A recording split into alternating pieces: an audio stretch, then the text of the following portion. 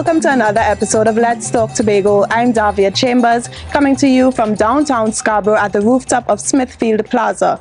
It is our vantage point for today's episode in the island's capital for the many events and activities taking place in beautiful Tobago. And as we do every week, as we get you updated on the major stories in the next half hour, all you've got to do is relax and we'll fill you in on all the details, starting of course with this week's headlines. Tobago gears up for the Trade and Investment Convention, the first Diamond Jubilee Bandstand Concert Series hosted by Her Excellency Paula May Weeks, President of the Republic of Trinidad and Tobago, was held right here in Tobago.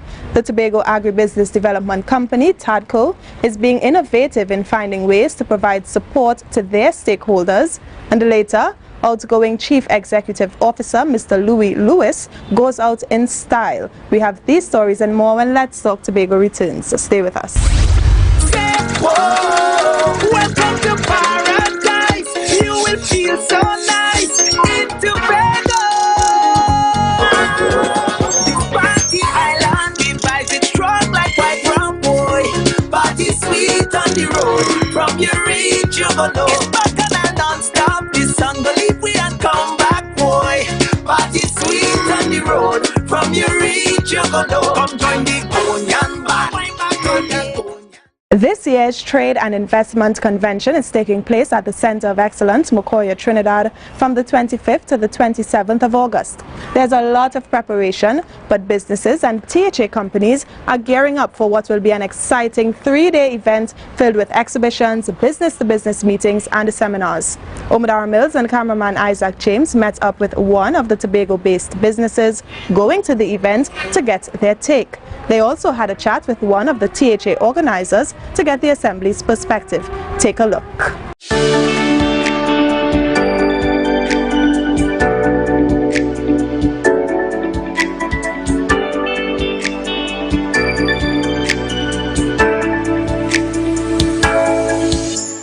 We have from the red mangoes, all the preservatives, the plums, the cherries, whatever fruit is in season.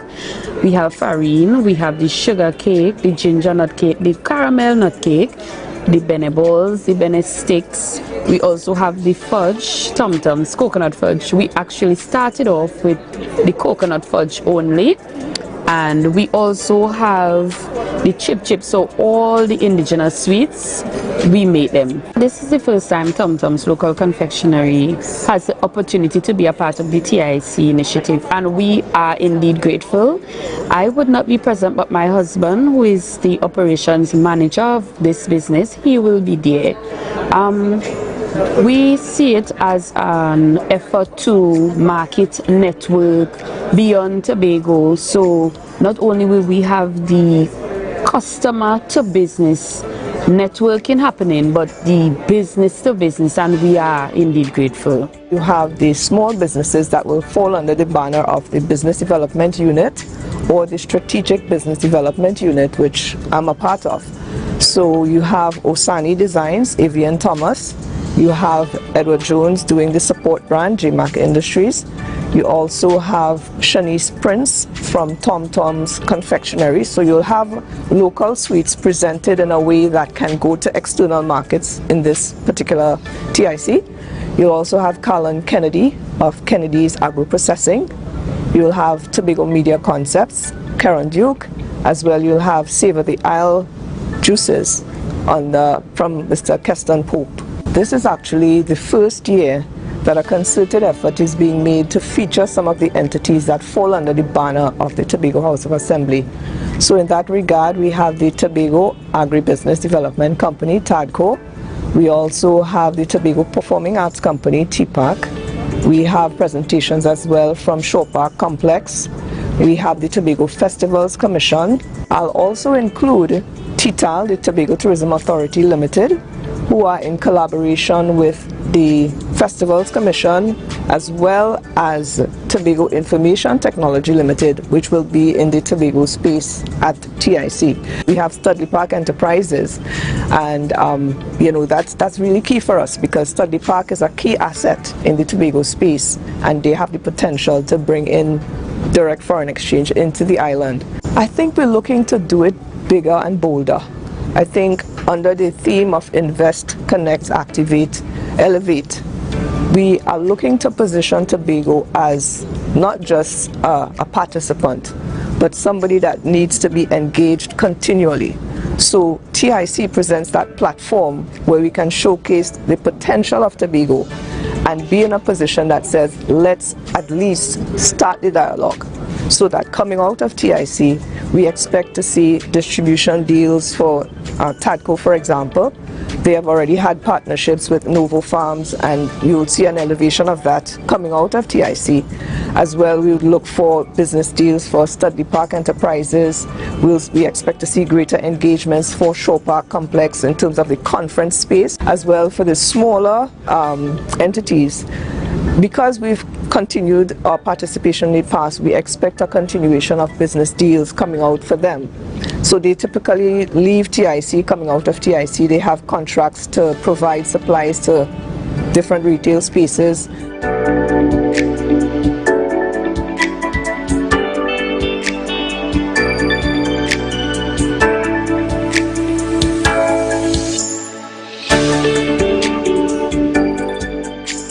The Caribbean Broadcasting Union is a not-for-profit association of public service and commercial broadcasters in the Caribbean, reaching over 4.8 million people in the region. As a regional institution, it facilitates discussion and analysis that assist in policy formulation on major integration issues, and they recently hosted their AGM on the island of Tobago. In this report, we take you to the opening ceremony. Welcome to the 53rd. Tobago was home to the 53rd edition of the Caribbean Broadcasting Union's annual General Assembly under the theme Media and Information Literacy. The opening ceremony of the conference highlighted the timeliness and importance of the theme. The communication space is a co-created one, and the media sector has a critical role to play outside of being the instruments for others. The place of the indigenous media as a critical sector for society is one of the points for discussion with the CARICOM Secretary General. In welcoming the audience, Chief Secretary Honorable Farley Augustine says the challenge currently lies with the way in which media practitioners remain relevant in a world that's vastly changing. As such, he says we have an opportunity to revisit the issue of ethics and how information is managed. He says the Caribbean diaspora now has the chance to advance the region's agenda. We now live in an age where information is at our fingertips. We live in an age where there are people who are not trained broadcasters who can get the news to us much faster than the traditional media practitioners.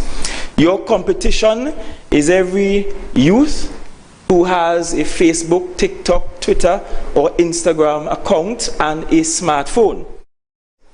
You have an opportunity to tell our story the way we want our stories to be told. You have an opportunity to tell our stories in the most authentic manner and to broadcast across the length and breadth of this world truly who we are.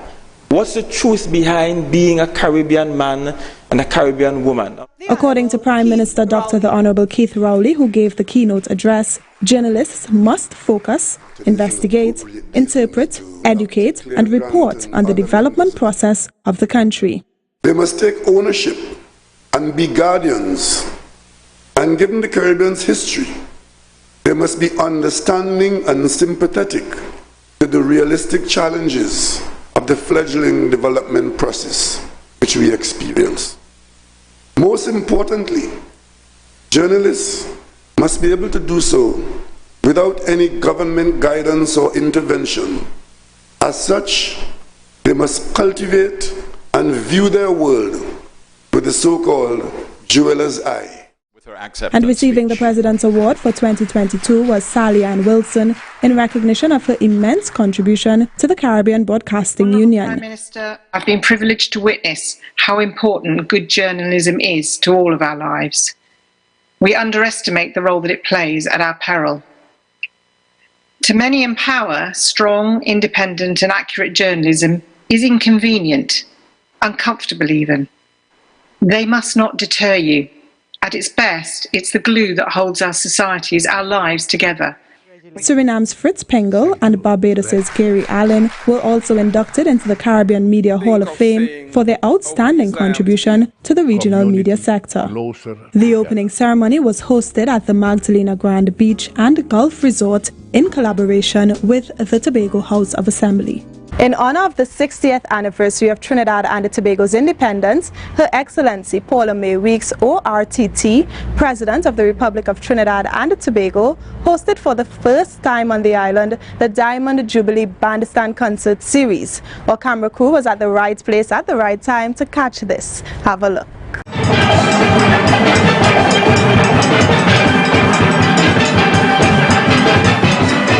The sweet sounds of steel pan and music reverberated throughout Scarborough on Saturday in honor of the 60th anniversary of Trinidad and Tobago's independence. That's because the Diamond Jubilee Bandstand Concert Series, hosted by the President of the Republic of Trinidad and Tobago, Her Excellency Paula May Weeks, ORTT, started off in Tobago at the bandstand at Scarborough Esplanade. As we approached this Diamond Jubilee, we were thinking in the office, what can we do? What can we do that will include all the people of the nation, give access to everyone, whatever age, whatever class, people who are all patriots and citizens? What can bring them together? And as we were speaking to each other, those of us over 60, and I won't identify anyone but myself, we were talking about the concerts that used to be held in the bandstand at the front of President's house. And as the conversation went on, many of our younger members of staff not only had never been to any of the concerts, but they did not know that they ever existed. And so we said, bingo, that's what we can do. Boasting of Tobago's scenic background for the first series of the concert, Chief Secretary Honorable Fali Augustine urged citizens to be patriotic. Patriotism is about loving your country regardless of its faults. And yes, we do have some flaws and faults, but the love for our country should be unwavering. There are some things that go beyond the politics. There are some things that go beyond ethnicity and religion and all the other things that tend to divide us. But patriotism is that one thing that should allow us to live in harmony. The concert featured live performances from our service bands.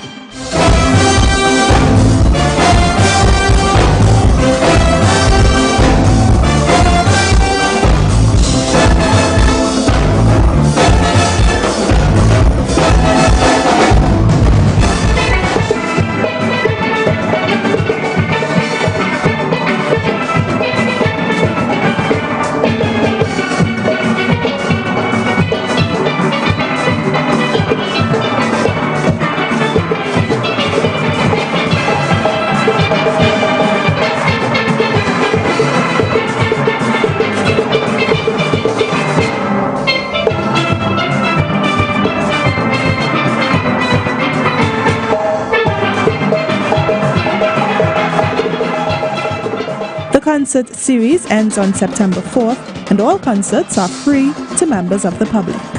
Tobago Carnival 2022 is getting closer. On the other side of this break, you'll get a little snippet from the official launch. Stay with us. Let's Talk Tobago. We'll be right back.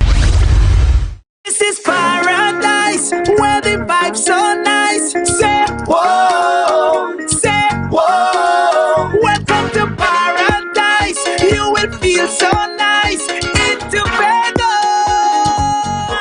Everybody set up. Release it. Chop up. Release it. Chop up.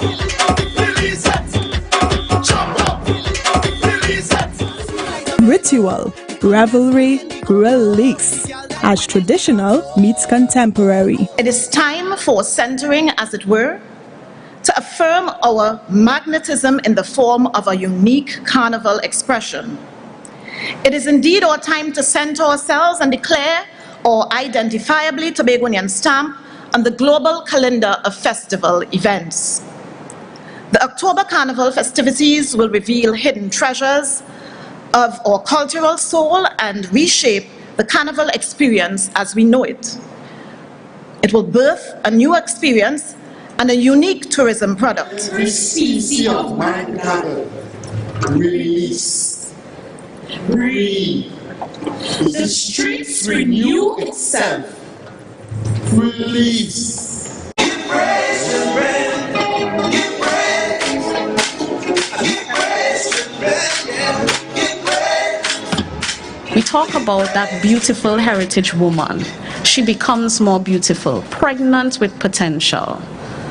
Do we know what that baby looks like? That baby is Carnival 2022. That baby is being born on October 28th to October 30th, 2022. It's sweeter than honey, honey. It's richer than money. It's a couple miles to the sister. I thoroughly enjoyed the launch. I think that was very exciting, especially seeing T-Pack on stage once again. I enjoyed seeing the cultural and traditional aspects of Tobago, as well as the revelry and the lovely carnival costumes that were there. So for Tobago Carnival, I'm expecting to see the same thing. I'm expecting to see a lot of outsiders come in to enjoy what we have. And hopefully it's an extension of Tobago Heritage Festival so that people can still experience what we have year long. We have our collab coming up with Dynasty Events. Dynasty, who did paint in the summer. We have something called Revel Road. I won't say copy, but a Tobago version of Bacchanal Road coming on October the 23rd. I expect Tobago's Carnival to be an overwhelming success. It's the first carnival, and anything that is new there would be some problems, some teething problems, which would be quite obvious. But I see a lot of people in this space comparing to the Trinidad Carnival, which has been in existence for a very long time. And I think we just need to be patient and allow the festival to grow. On the 22nd of October, we will be having a party called Hideout. It's at 3 a.m. to 11 a.m. It's pretty much the start of the Carnival week. So we are going to start off the Carnival weekend with a blast.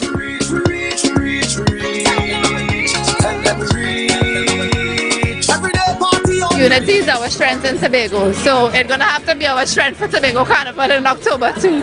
But look out for Fog Angels. I don't want to give all you too much detail, but we have a big brand to look out for, international brand to look out for that I'm the designer for, and then my own personal elite section in Fog Angels, first time ever. Arcadia is the band that we expect to put out a premium experience. And when we say premium, I mean the real Tobago experience, that a person must come, they can enjoy Tobago, enjoy what Tobago has to offer, quality of food, full works. The fog is coming. The fog is coming. The carnival sweet like Tobago, the condensed milk in the cocoa. All the girls they hot like Rambo and bad like Rambo. Right now they wind it down. Hey, the carnival sweet like Tobago. Raise up on the seats. We are celebrating carnival at Tobago. The Tobago Agribusiness Development Company, or TADCO, is working assiduously to achieve its objectives of being more profitable and providing support to its stakeholders. In this next story, we share with you two areas where the company is making headway. Listen up to this story.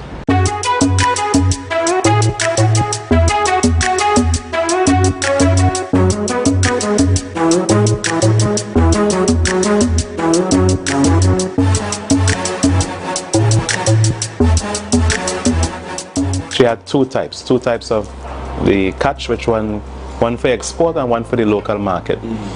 So for the local market, we receive about just under 1,235 pounds, which was made up of dolphin, ocean guard, some small tuna, and we had some kingfish.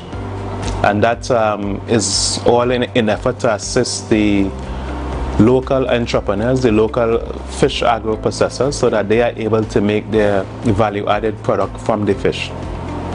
Yes, and going forward, we will be supporting the school feeding program with the contractors who are involved in, so that the kids can have that local fish into their diet. We caught about 15 tuna, grade 1 and grade 2. The value came up to just under, I think it was about 14,000 US, and from the TT equivalent, it was about just under 19,000 TT that we made from the fish. The capital of paradise was down for 4.5 years, so we have to be very careful. We're not pushing it all the way as yet, because there's some little bugs that have to work out. Hopefully all these matters are already rectified, so the next trip we're going to go further and hopefully get the targets that we want. We are looking at the 20th for the vessel to go back out to sea, and she is going to be going further than normal. So we have to be very measured in how we do things. The entire crew is Tobagonian. It's a very young crew. In terms of the whole succession planning, we have identified some young guys there who could actually one day become the captain there. No? So they've actually gotten the experience. Some of them are certified and stuff. So we have to work closer with them in terms of their competence really to basically take over the operations.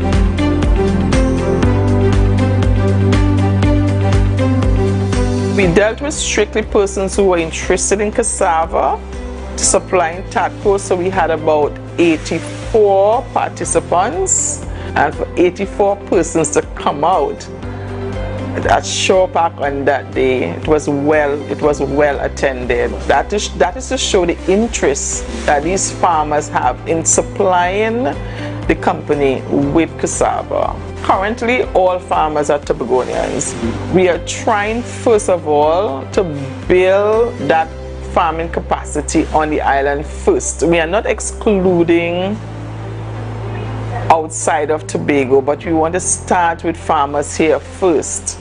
They have acreage that they want to produce, and our idea is to help to secure or assist in securing food on the island. So we got to have farmers there involved first. We had farmers being told or given an idea of our commodity supply program, so how they could get involved in the program, what are the elements of the program. We had also discussed on that day a mini primary production, showing them good production practices. So our processing manager was there who spoke about where the product, those raw material, what were the end products, whether we were having secondary products like mash or tertiary products like the waffles or farine or the cakes. So she spoke to that. So in the room, the farmers like, whoa, they see themselves being part of a story rather than I'm just supplying Tatco. They see themselves as this journey that Tatco is taking with them, and they could now go on the supermarket shelves and say, hey, that cassava came from my farm, you know. It was really, truly amazing. I think the comments came afterwards. Actually, during the consultation, persons who you think would be hard to convince, they were sold, literally said they were sold on the idea. As a matter of fact, on that day we had quite a number of persons doing the application form to supply Tatco. So it was really positive energy coming out of that.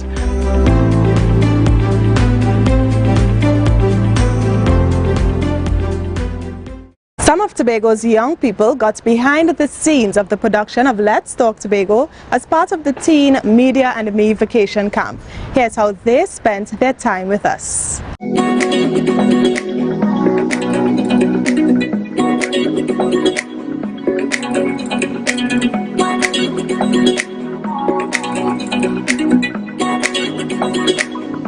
Today with the information department was an exciting one.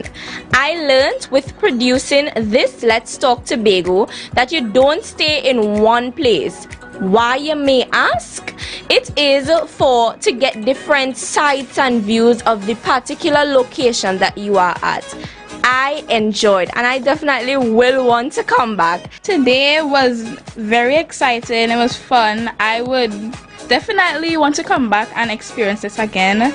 I would definitely recommend having like a tour or like a field trip like this. And something I learned today was that they don't actually read it from the top of their heads. They use like a script and they use a prompter to like read from it. For me, it was enjoyable because I got to roll the prompter and I also got to use the reflector.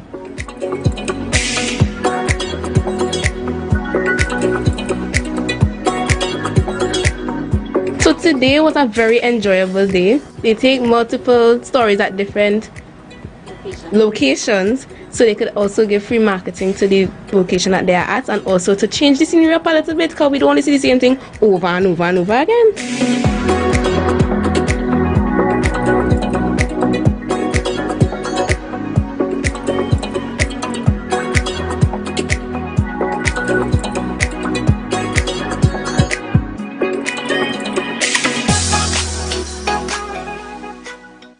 So we have to take a break, but don't go anywhere. Let's Talk Tobago. We'll be right back. Stay with us.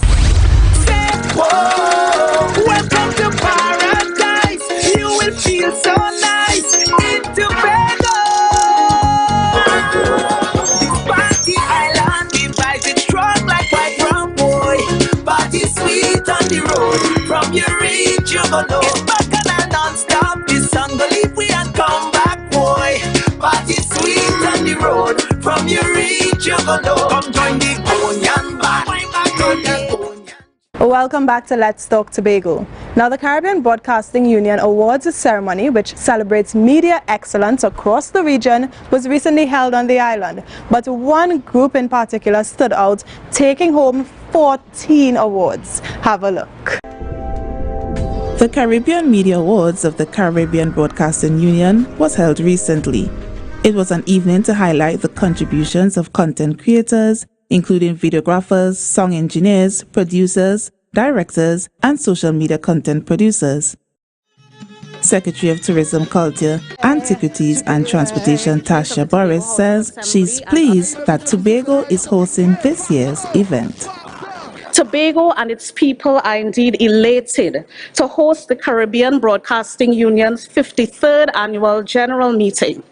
Our entire island and all that are present can agree that this forum is a marvelous working example of what regional integration, unity, and progress represents for us as a Caribbean people.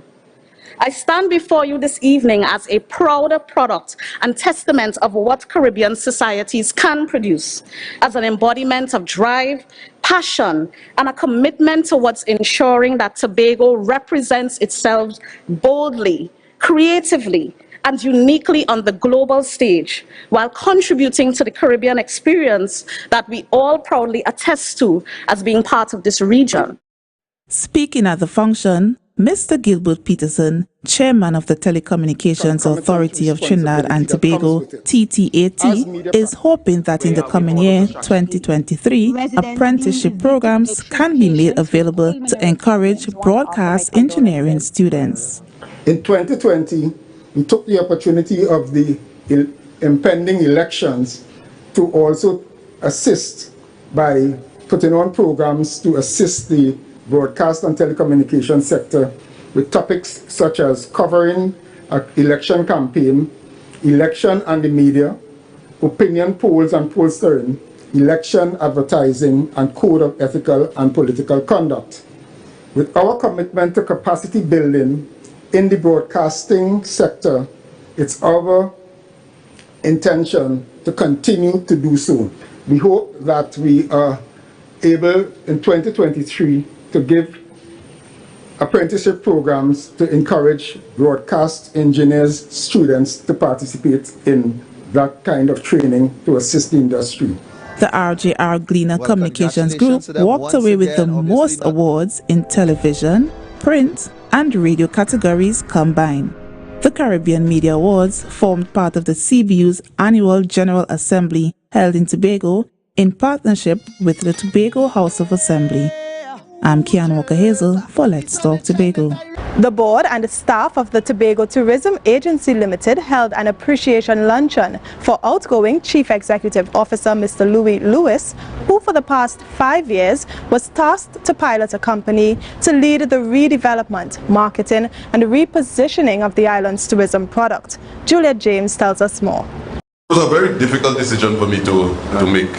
I want to take the spotlight off of me because none of what we achieved, I could have done it by myself. And I had a very good team. During Mr. Lewis's tenure, Tobago received several international awards.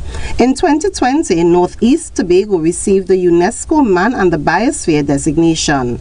And in 2019, the Tobago Beyond Ordinary brand copped the World Travel Market Silver Award for Best National Tourism Award Campaign. When you hear the Silver Award and you hear Tobago, up to today I can't tell you that I heard who won. I know now, but I did not hear, because to me that the show had ended. We won and they said it and they looked at us and we went and we collected something. So to me that was an endorsement. The agency under Mr. Lewis has been instrumental in starting several initiatives to bolster Tobago's tourism industry. Customer service training initiative that we are taking on as an island-wide initiative. There's no other island in the Caribbean who has taken it on at that scale, but it's moving quietly and it's moving slowly. We have a very excellent partnership with the THTI in putting that training together, and we have an international partner in uplifting service to make it happen. The outgoing CEO hopes that Destination Tobago can capitalize on other major initiatives that would reposition the island's tourism sector. I really would have liked to complete the digitization project. I think it's a point where creating impressions in the marketplace is what we do, and we've been able to create a lot, over 6 million on a monthly basis. But where the chain is broken is between creating the impression and closing a sale. And the closing a sale is the part where the private sector comes in, and we are not sufficiently digitized. People are moving to a platform, or are in a platform now, where they expect to pay by a credit card. They expect to be able to make contactless, closed transactions, and we are not there yet. The Secretary of Tourism, Culture, Antiquities and Transportation, Assistant Secretary, Administrator and the staff of the division thanks Mr. Louis Lewis for his remarkable contribution to Tobago's tourism product and wish him great success for his next milestone. From the Division of Tourism, Culture, Antiquities and Transportation, I'm Juliet James reporting for Let's Talk Tobago. So we have come to the end of yet another edition of Let's Talk Tobago, and as always we thank you for watching. Please email us with your comments or queries about the program, and be sure to visit our website, like our Office of the Chief Secretary Facebook page, follow us on Instagram and Twitter, and subscribe to our YouTube channel. From our house to yours, I'm Davia Chambers, along with the Department of Information, Office of the Chief Secretary, Tobago House of Assembly, wishing you a safe and enjoyable week, and reminding you to stay safe in the fight against COVID-19.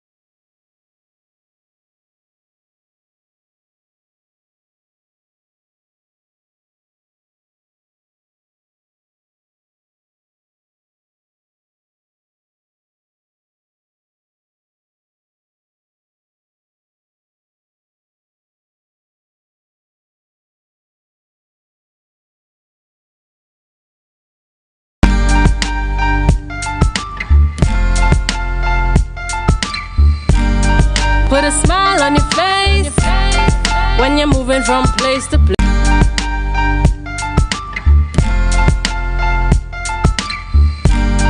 Put a smile on your face when you're moving from place to place. Good morning, good morning, morning, good morning, morning.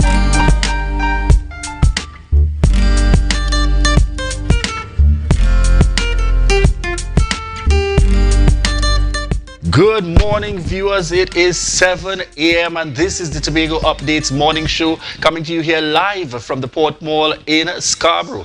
As we continue to give God thanks for life, I am Julian Skeet. And I am Natalie Seeley Richardson. Good morning to everyone. Good morning, Natalie. Good morning. How are you doing this morning, Natalie? I am well. A bit surprised with the wake up with the weather this morning. I was like, is that rain I'm hearing? You know, but showers of blessings. Yes. Somebody needs it more than I do. Showers of blessings indeed. We would have had, yesterday the funeral taking place for Neil Beckles. And, it took place at the Sid Gray Stadium up there in Roxborough.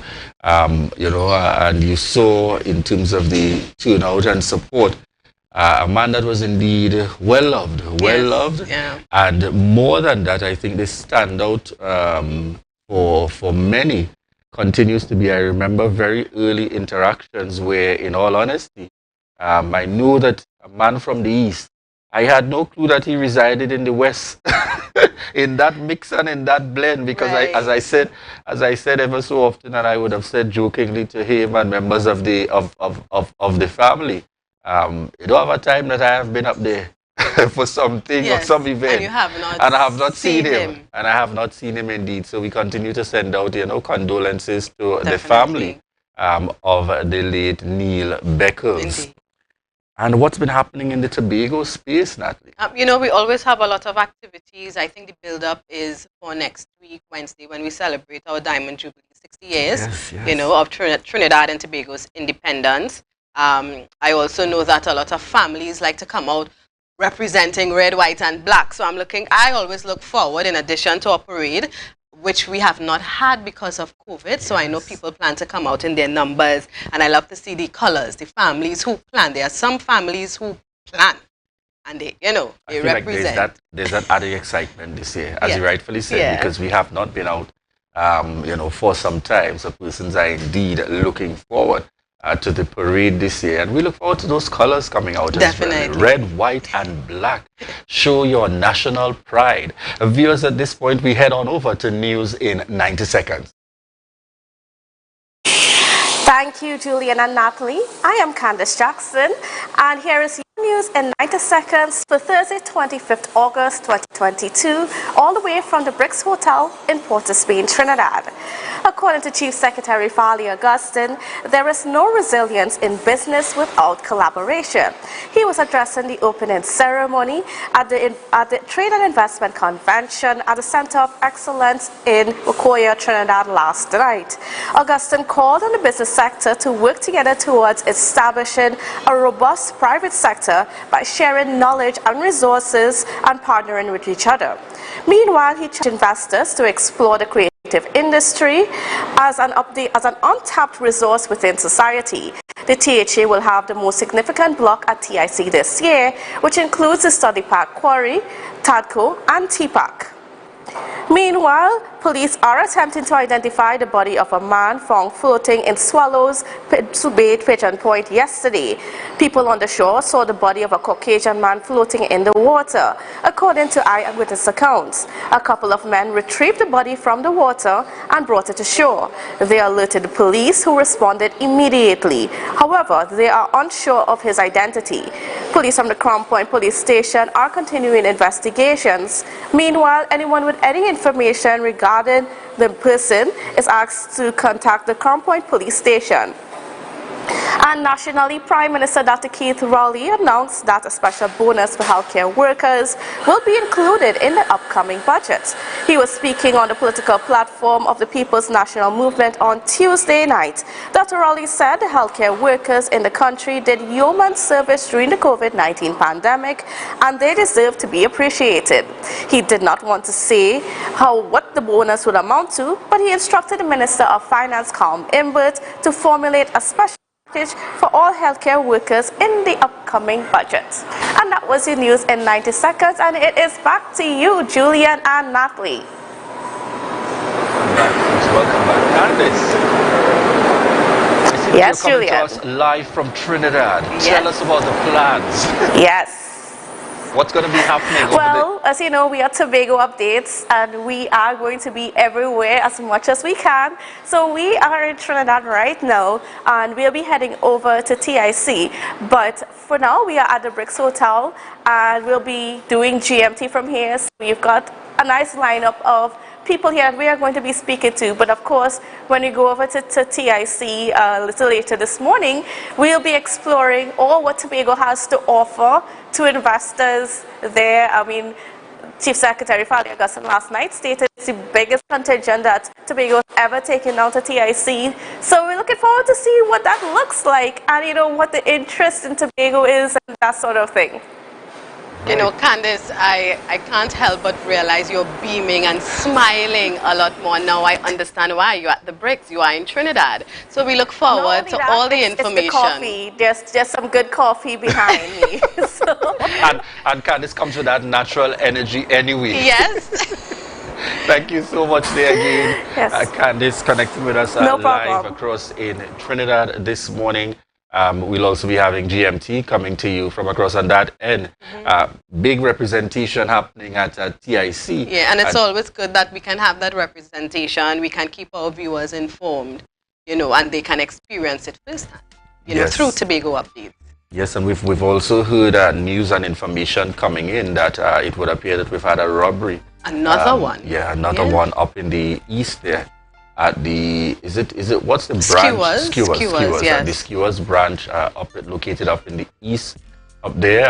Again, we continue to have the challenge, and we really look forward to indeed the police being able to get a quick hold on this situation. And then we had the flip side information coming in regarding a body being found, you know, in the waters there, which appears to be a drowning that took place in the Swallows area. So we look forward to more information. Yes. As more information comes to hand, we will certainly share the details with you. But at this point, folks, we head on over to birthday celebrations, our birthday segment this morning. Yes, and we start in the birthday lineup. We have Linus Andrews Gray celebrating, and of course this greeting is coming from her husband Timon, mommy, siblings Keisha, Valana, and the bed boss Akil. Yes? Yes. So we wish you a beautiful day. Happy birthday, Linus Gray. All right, we're sending birthday shout outs to Melissa Guy, wishing you a happy birthday. God's continued blessings, Melissa Guy. Happy birthday to Jason Arthur, you know, from Tobago Updates. We wish you a splendid day. And I must comment, I don't know when we have our birthday segment.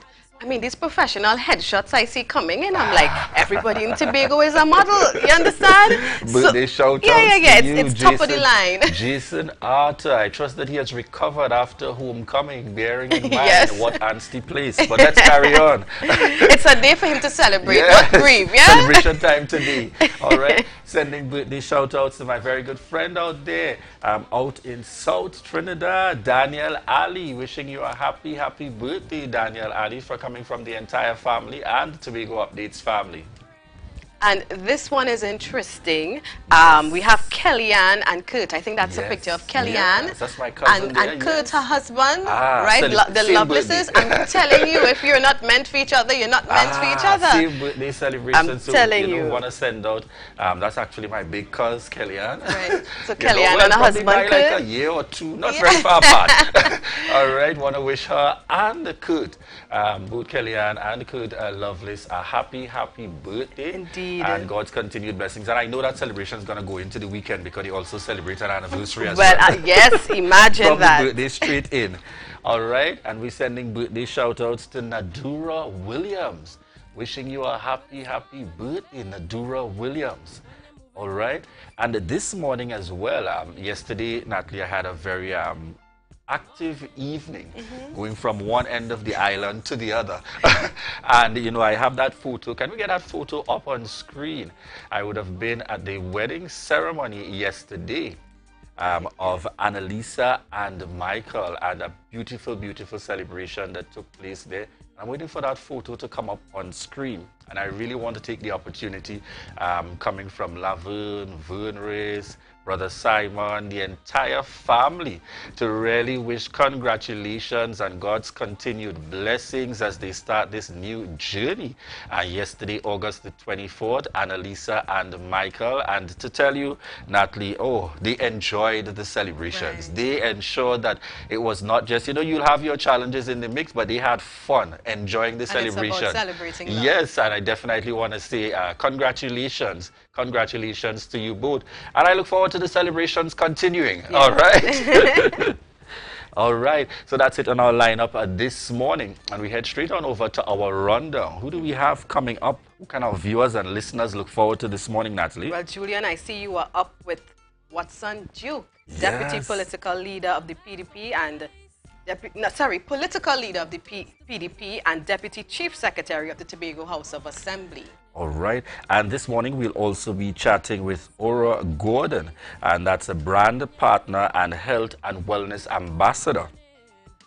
And coming up after Aura would be Miss Rochelle Frank. She is one of the best village finalists in the Miss La Reine Rivet competition, and she's the only competitor in that pageant representing Tobago, Julian. So we look forward to those discussions this morning, viewers. And let me take the time out to pause to recognize our sponsor on board this morning. I know you're not seeing the full effect, but it's a kind of, what's this, like dots, Natalie? Yes. In the mix, kind of feed. And we have different colors. We have two colors, and yes. The color I can walk our viewers through it, Yes. You're giving me a rear there, Natalie. You're giving me a rear. All right. And this is Courtesy Checkpoint. This morning, Courtesy Checkpoint, and that's Checkpoint located at Upper Main Street in Scarborough. Remember to check Checkpoint 639-5148. And to remind our viewers, they cater from boys right up to men. And I've realized as well in the mix that they've also got some stuff for girls. All right. So feel free to check Checkpoint. They're catering to the family. All right. Connect with them at 639-5148. And Julian, every time you share your sponsor, I kind of feel left out, We'll have to fix that. We'll have to fix because that, I can't follow you and say, my outfit is courtesy and sponsored by and who, to go and get your gears. Yes, this morning I have to say sponsored by Natalie's Wardrobe. Yes. So we'll see what happens. No, Natalie, see, you have to call the name. Yes. You have to see, we'll have to speak with our head of marketing. Right. And making sure that connection happens. Yeah, I hope that Miss Jenny Ali is tuned in. Yes. So that we can ensure that connection is made. She never misses a you have show. to call the name in the public space. Yes. All right, viewers, we're just giving a little trouble on set this morning, but we're here with you. And we thank you so much, those of you viewing via Gael, and those of you viewing via M&E TV, those connecting with us, those listeners on Smash Radio and Street 91.9 FM, and each and every one of you joining us online. We want to thank you so much for the continued love and support for the Tobago Updates morning show. And this is your opportunity to share the live, share the live, share the live. Good morning, good morning, morning, good morning.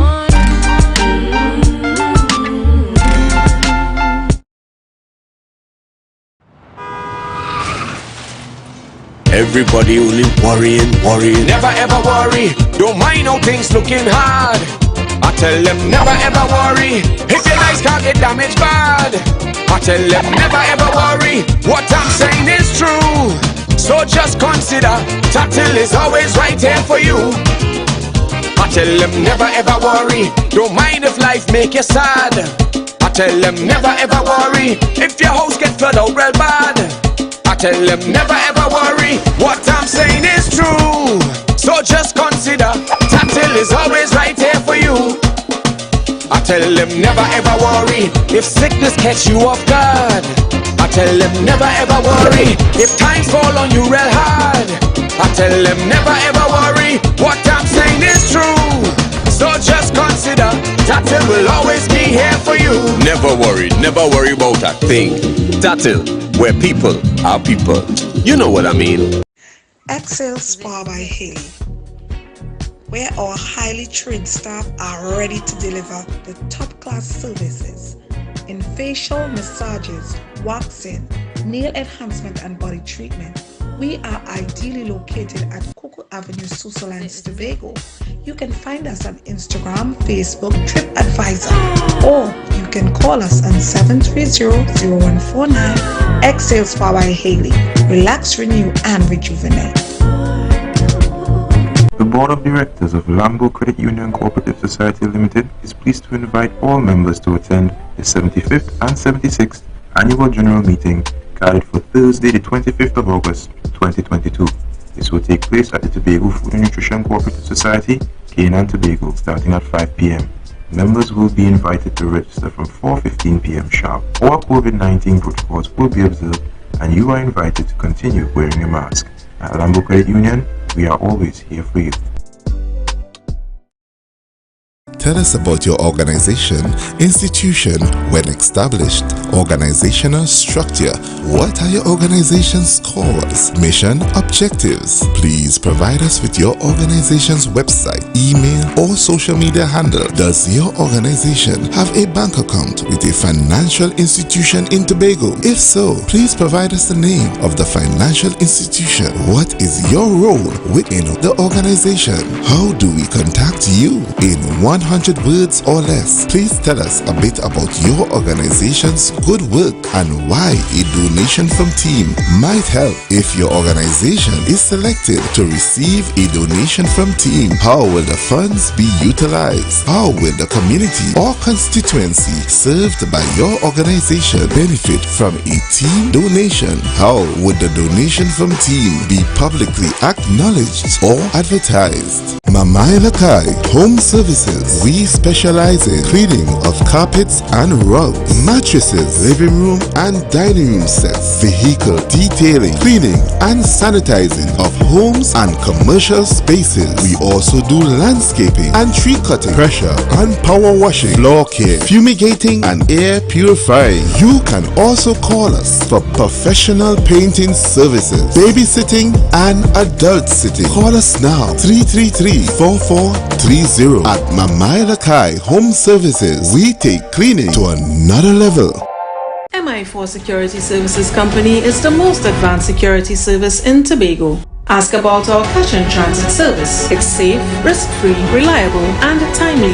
We provide safe banking delivery for all business types and sizes with highly trained staff, 24/7 monitoring, coordinated emergency response, and a well-maintained fleet of armored vehicles. Contact us at 660-7723 or visit our website at www.mi4securitytt.com to sign up today.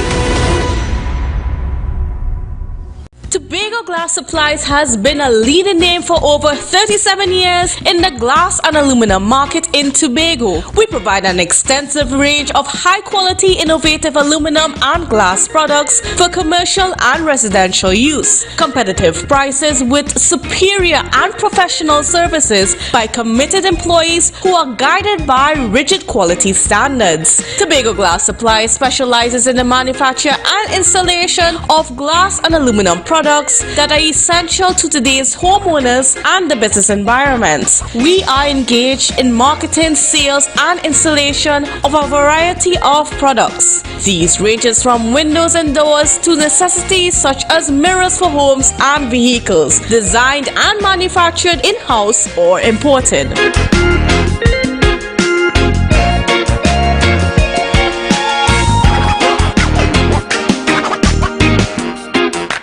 The Street 919 FM and the Tobago Updates presents the Tobago Updates Morning Show live simulcast on the Street 919 FM. Start your day with all the information you want and need with the simulcast of the Tobago Updates Morning Show live Mondays to Fridays from 7 a.m. on the Street 919 FM, the official station that defends the nation. The best place to stay in Tobago is at Thorn's Place with rates starting as low as 200 TT. Call or WhatsApp 745-7306 or 682-8676. We are located uptown Scarborough, 5 minutes away from the port. Remember, at Thorn's Place, our aim is to make your stay safe and affordable. You can now get whatever you need whenever you need it anywhere in Tobago with Tapago. Your meals, medication, groceries, and shopping all delivered directly to you. No more hassle, no more stress. Get the Tapago app today on Google Play or Apple App Store. That's TAPPOGO and let us deliver to you. Check our website at www.tapogo.app or call the experts at 494-TOGO and 484-4746. Tapago. Relax. We will get it to you. Tapago's at your service. Never ever worry, don't mind if life make you sad. I tell them never ever worry if your house get flooded out real bad. I tell them never ever worry, what I'm saying is true. So just consider, Tatil will always be here for you. Tatil, where people are people. You know what I mean. It's a different type of thing down there. And we party till we drop down there. With a lot of pretty girls down there. Down in Tobago.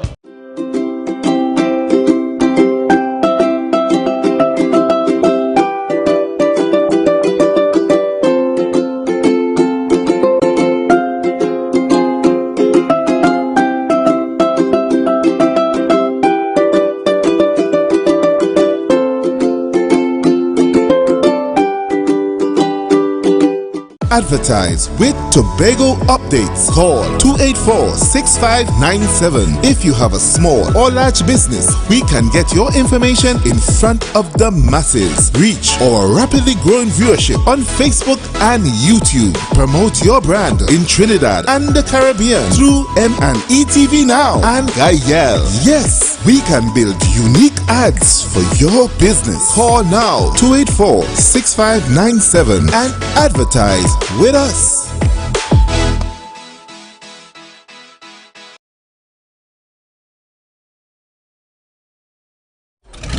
Our national borders, our first step to security, but a possible access point for guns, drugs, crime.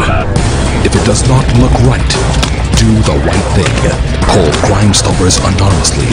800-8477. Report possible border crime.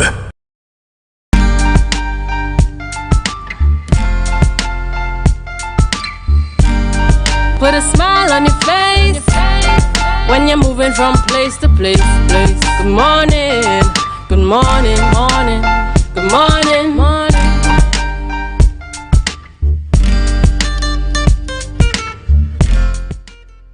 Welcome back, viewers. You are viewing the Tobago Updates Morning Show. I am Natalie Seeley Richardson, and with me this morning in studio is a queen in the making, or maybe I can just call her a queen already, Miss Rochelle Frank, the lone Tobago representative in the Miss Lauren Rivet competition.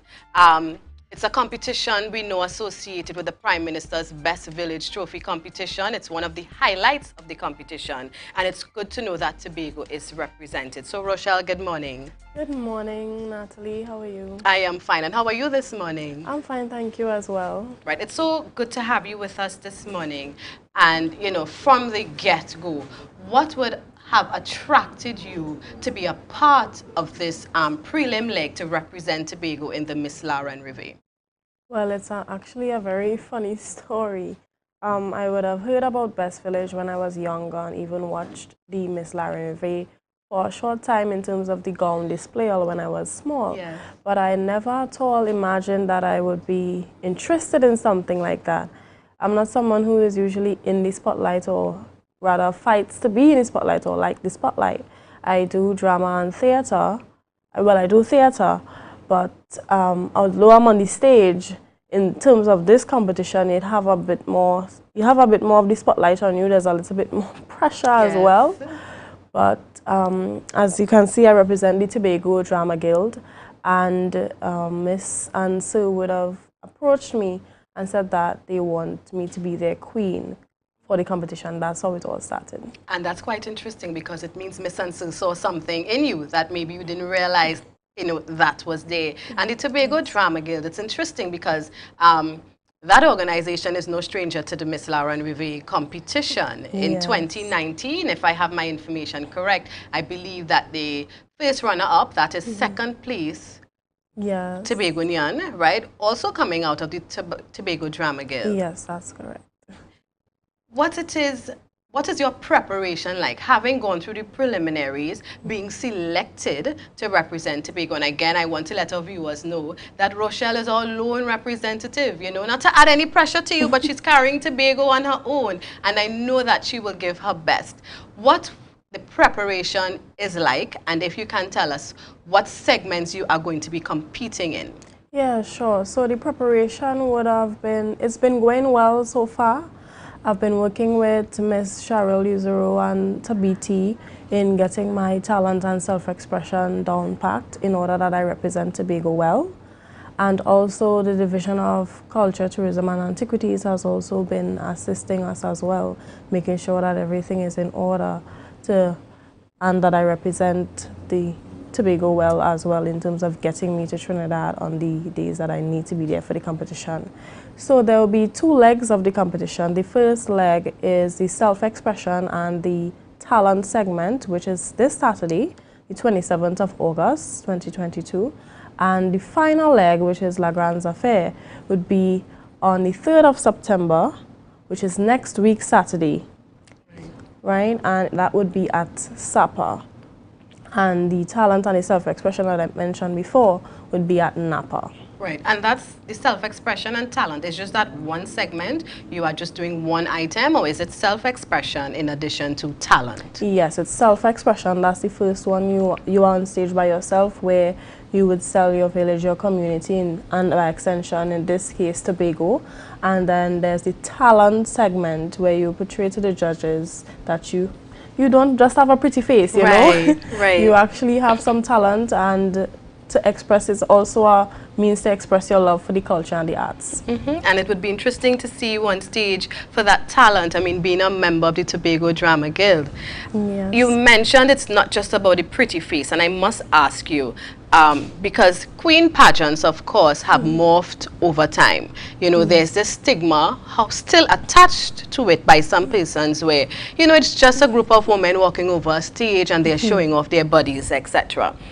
If you can address this, what would you tell these persons about what this competition is really about? Well, the Prime Minister's Best Village competition, it's clearly, definitely not just about a group of women, as you said, walking about, exposing their bodies. It's a space where women from across Trinidad and Tobago, different villages, different backgrounds. Yes, we have one solid culture, but every village has their own traditions. Yes. They have their own things that morphed into this culture that we have, into this melting pot, as we would say. So it's definitely a platform to showcase these different cultures and traditions from each of the villages and stuff like that. And also it's a teaching and learning experience for some persons, because you may come to the show and depending on our performers' talent, you learn something about their culture or even the culture of Trinidad and Tobago that you wouldn't have known of before. So it's definitely not that. It also is an arena for these women to showcase their intelligence.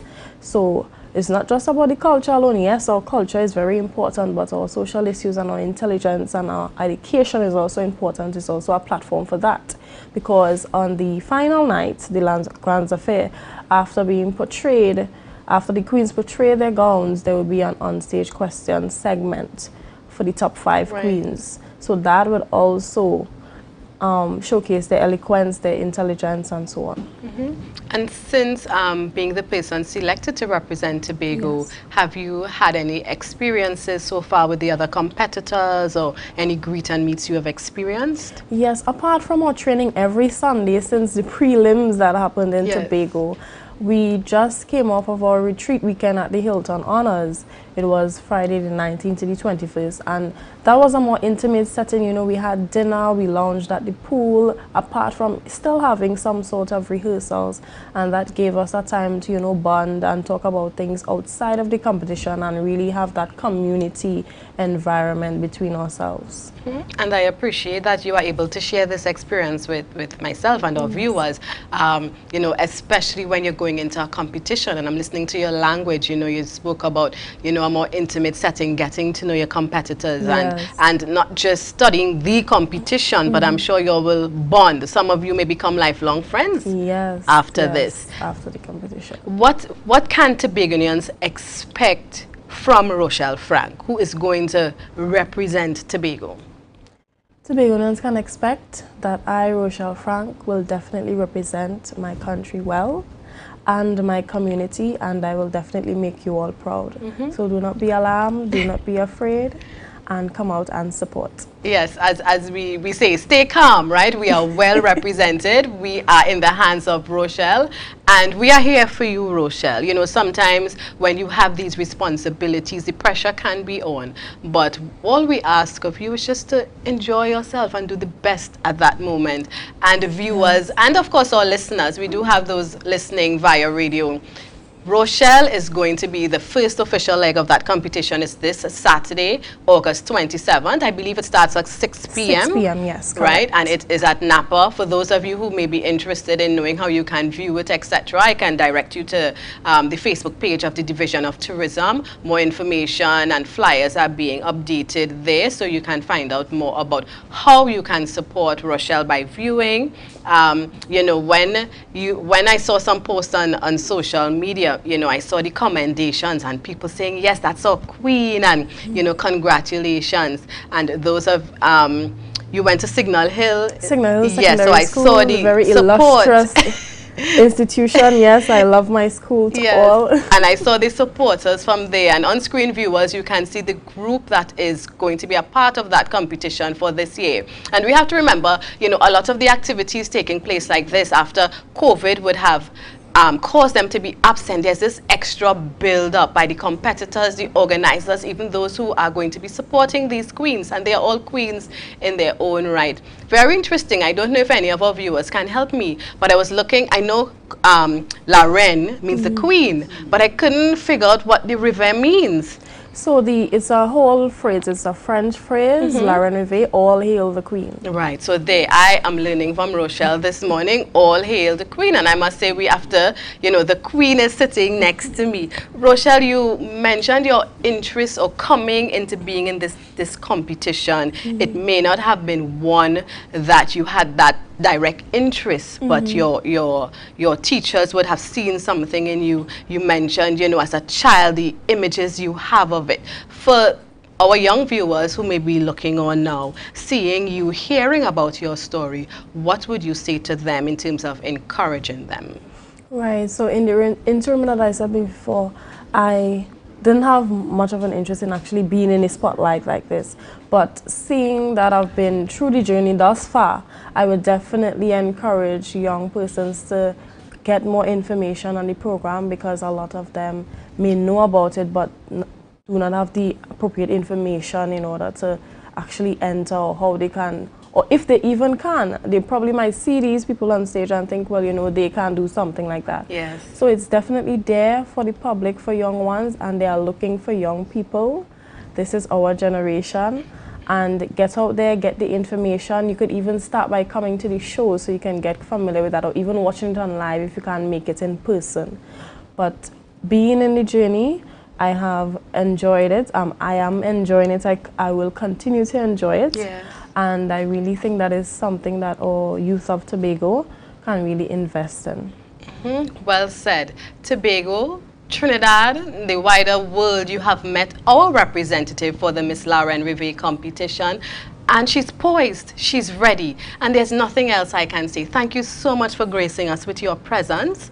And from the Tobago Updates family in studio and all our viewers, we wish you all the best, Rochelle. Thank you, Natalie. It was a pleasure being here, and thank you as well for your sentiments. Very good. So viewers, remember, she will be on stage Saturday the 27th of August.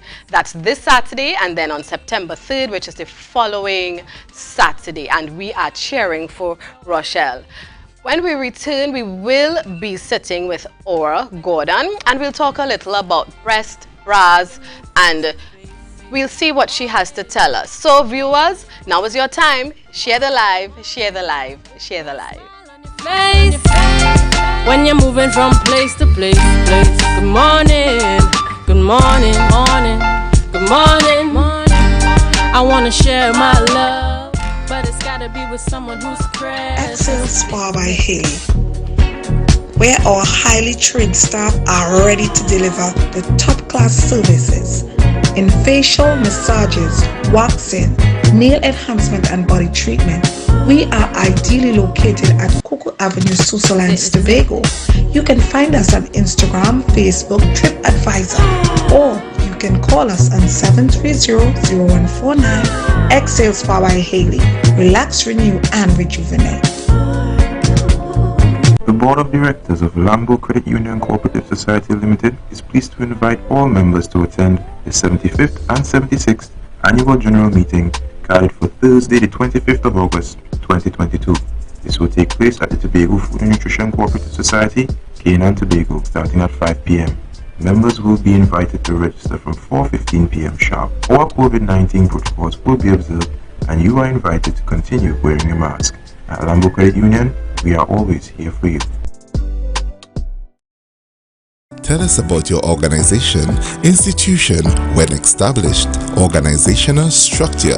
What are your organization's cause, mission, objectives? Please provide us with your organization's website, email, or social media handle. Does your organization have a bank account with a financial institution in Tobago? If so, please provide us the name of the financial institution. What is your role within the organization? How do we contact you? In 100 words or less, please tell us a bit about your organization's good work and why a donation from team might help. If your organization is selected to receive a donation from team, how will the funds be utilized? How will the community or constituency served by your organization benefit from a team donation? How would the donation from team be publicly acknowledged or advertised?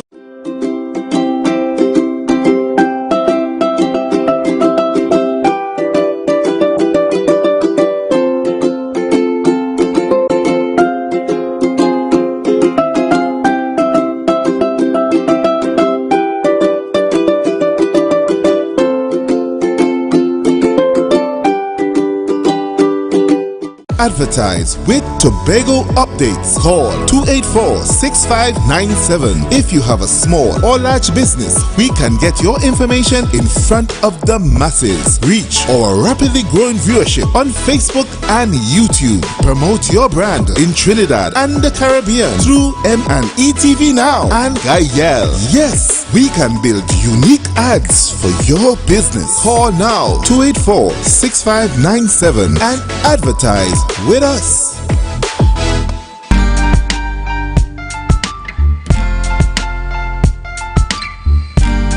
Put a smile on your face when you're moving from place to place. Good morning, good morning. Welcome back, viewers. You are viewing Tobago Updates Morning Show, and I am Natalie C.D. Richardson. And I just want to check out who's on the live this morning. Of course, we have all our viewers on 91.1. We thank you for being with us this morning and listening in. And on the live this morning, we have Desi. Good morning to you, Desi. Debbie is there. Pearl Murray Baird. Charlene Frederick Turner, good morning to you, Charlene, and all the other viewers. And you know, we also have viewers tuned into our YouTube channel. We thank you for making time to spend the morning with us. You are appreciated, and because of you, we are #1. And we really appreciate that. Now, this morning, sitting next to me is Miss Aura Gordon, who is a health and wellness ambassador. She's also a health and bra educator. So this morning, we're talking about bras, we're talking about breast. And you know, growing up in the Caribbean, growing up in Trinidad and Tobago, sometimes, you know, the correct names of our body parts, it's all over the place. So some of the names that we call breast, you know, the bobbies, the boobies, the girls, tits, and we can go on and on. But this morning, we are going to call our body parts by the right name. All right, ladies? So this morning, we're talking about breast. So good morning to you, Miss Aura Gordon. Good morning. It's a pleasure to have you. Viewers? Yes. It's indeed a pleasure to have you. And of course, I know some of you may be asking, what's that sitting between myself and Aura? Well, we'll come to that. You know, Aura, it's quite interesting that you are a health and wellness ambassador, but more so, you know, you're looking at bra education. And right off the bat, some of our men, even some of our women may be thinking, what's it to a bra? You sell them at the stores, you know your size, or close to your size, or one that look good, it fits good, and you purchase it, you wear it, nobody's seeing it, it's hidden What's all the effort about? So talk to us. So good morning again. So the bust is hidden, but you see it through your clothes. Right. So you see how it fits, whether it fits properly, whether it's a proper size. Yeah. So you see it, and it also affects your health, right? So it's not just about getting a bra, which is what we grow up knowing. Nobody ever trained us in this. We don't have, when you go to the stores, like most stores when you go in the US, there are people who educated in it to show you what to buy. Fit you, and measure fit. you. Exactly. Yes. You don't have that. So No. it's all about getting whatever their parents buy for you, your aunt sell it from away. Yes. And you wear it because you have no other choice. I mean, we can even get it from the sidewalk vendors. Exactly. Exactly, and you can't try on. Exactly. So how do you choose Although I have seen some of us trying it on over but our clothes still, on the it's over your sidewalk. clothes. You still can't get that proper fit. Quite true. You know? So that was my problem. I was always busty growing up and having problems to get brasiers and stuff like that. My dad will go away and, But when you get that special bra that probably fit the best. Yes. And that the plastic breaks or that bone breaks and it's sticky, you pull out the bone. Yes. And then it's not really much use, or the hairs broke, and you put a pin to hold it, and you're going down. So some of the men may not understand and appreciate this conversation, but ladies, I know you know what we are speaking about this morning. Yes. And sometimes you have on stuff and underneath sweating and all those types. So when a friend of mine introduced me to this garment, this bra in particular, these two garments she introduced me to, Yes. because I do orthopedic garments and stuff like Okay. that. But just mainly with the bra now, because of what I went through, I decided to do some research. And when I realized, the effects of an ill-fitting bra, and I see pictures, I saw myself. And when I started wearing this bra in particular and the benefits I got, I said I couldn't keep it to myself. I have to share it. I have to let people know. And the more I talk is the more people are appreciative and wish they had known from before. So what I tell them is, you didn't know, now that you know, you do it. And then for those who have children, you train them up in the right way so that they know, so they could, the process could continue. And that is how I started. So what are some of the benefits of having a correct fitting bra? The benefits are, there's no back pain, there's no neck pain. You don't get, when you have a proper fitting bra, the straps, especially if you do like a fabric strap more than elastic, because when elastic stretches, it digs into your flesh. Right. You get abrasions and stuff. Again, with the bone bra, which we'll go into a little later, it presses against the rib cage and stuff like that. You get sweating because you're in the center of your bust. The bra is supposed to be fitted at the center of your rib cage and separate the girls. They might be twins, but they separate. Right. So on either side, right? And then you want it come as high as possible under the arm to take in all the tissue. Sometimes we talk about back fat. That is not back fat. That is displaced breast tissue from using the wrong bra. Right? Yeah, because I see that a lot, like in commercials, they're showing you the ill-fitting bra, and even, as we would refer to it as back fat, correct, and now I'm learning that is not what it is. Displaced breast tissue. Constantly using that bra, whether it's a padded bra, rounded bra, it pushes back the tissue, and if you don't have a proper bra as well, it squeezes the breast, so it separates, remember it's just tissue. Right? So it will spread like jello to wherever, Right. So it overflows on the top, on the side, to the back, and that is the problem we have. And we have lymphatic fluid flowing up and down our chest region that takes out toxin, waste, and stuff like that. Any infection from the body, right? And when you wear that wired bra, we know when we take it off, we see that mark. Yes. And it's because it's pressing against our rib cage, and it could prevent the lymphatic fluid from flowing properly. It could stain, it could get calcified and turn cysts, cancer, you name it, right? And also we need that blood to be able to flow from our chest region to the nipples. The nipples need to have a point to flow. Remember, long time, you go back to long time, those first set of bras that used to call maiden form, the Western ones, right? Yes. But there was a reason for that. And as time go by and the beauty industry change, everything is about sexy Yes. and less. Yes. So you're not getting the support that you need. Right, because yes, as you mentioned that, the bras would have more coverage. You'd see them more of a shape, but now, as you say, we want the lace, we want the pretty thing. Sometimes it's just covering, just mere bare. minimum. Yeah, quite interesting indeed. And it's not, as I was talking to a group yesterday in a health fair, there's not a problem if you have to go somewhere and you need to wear a particular bra to get the look. Yes. But it should not be a bra that you're wearing every day, right? Because it can affect your posture as well too.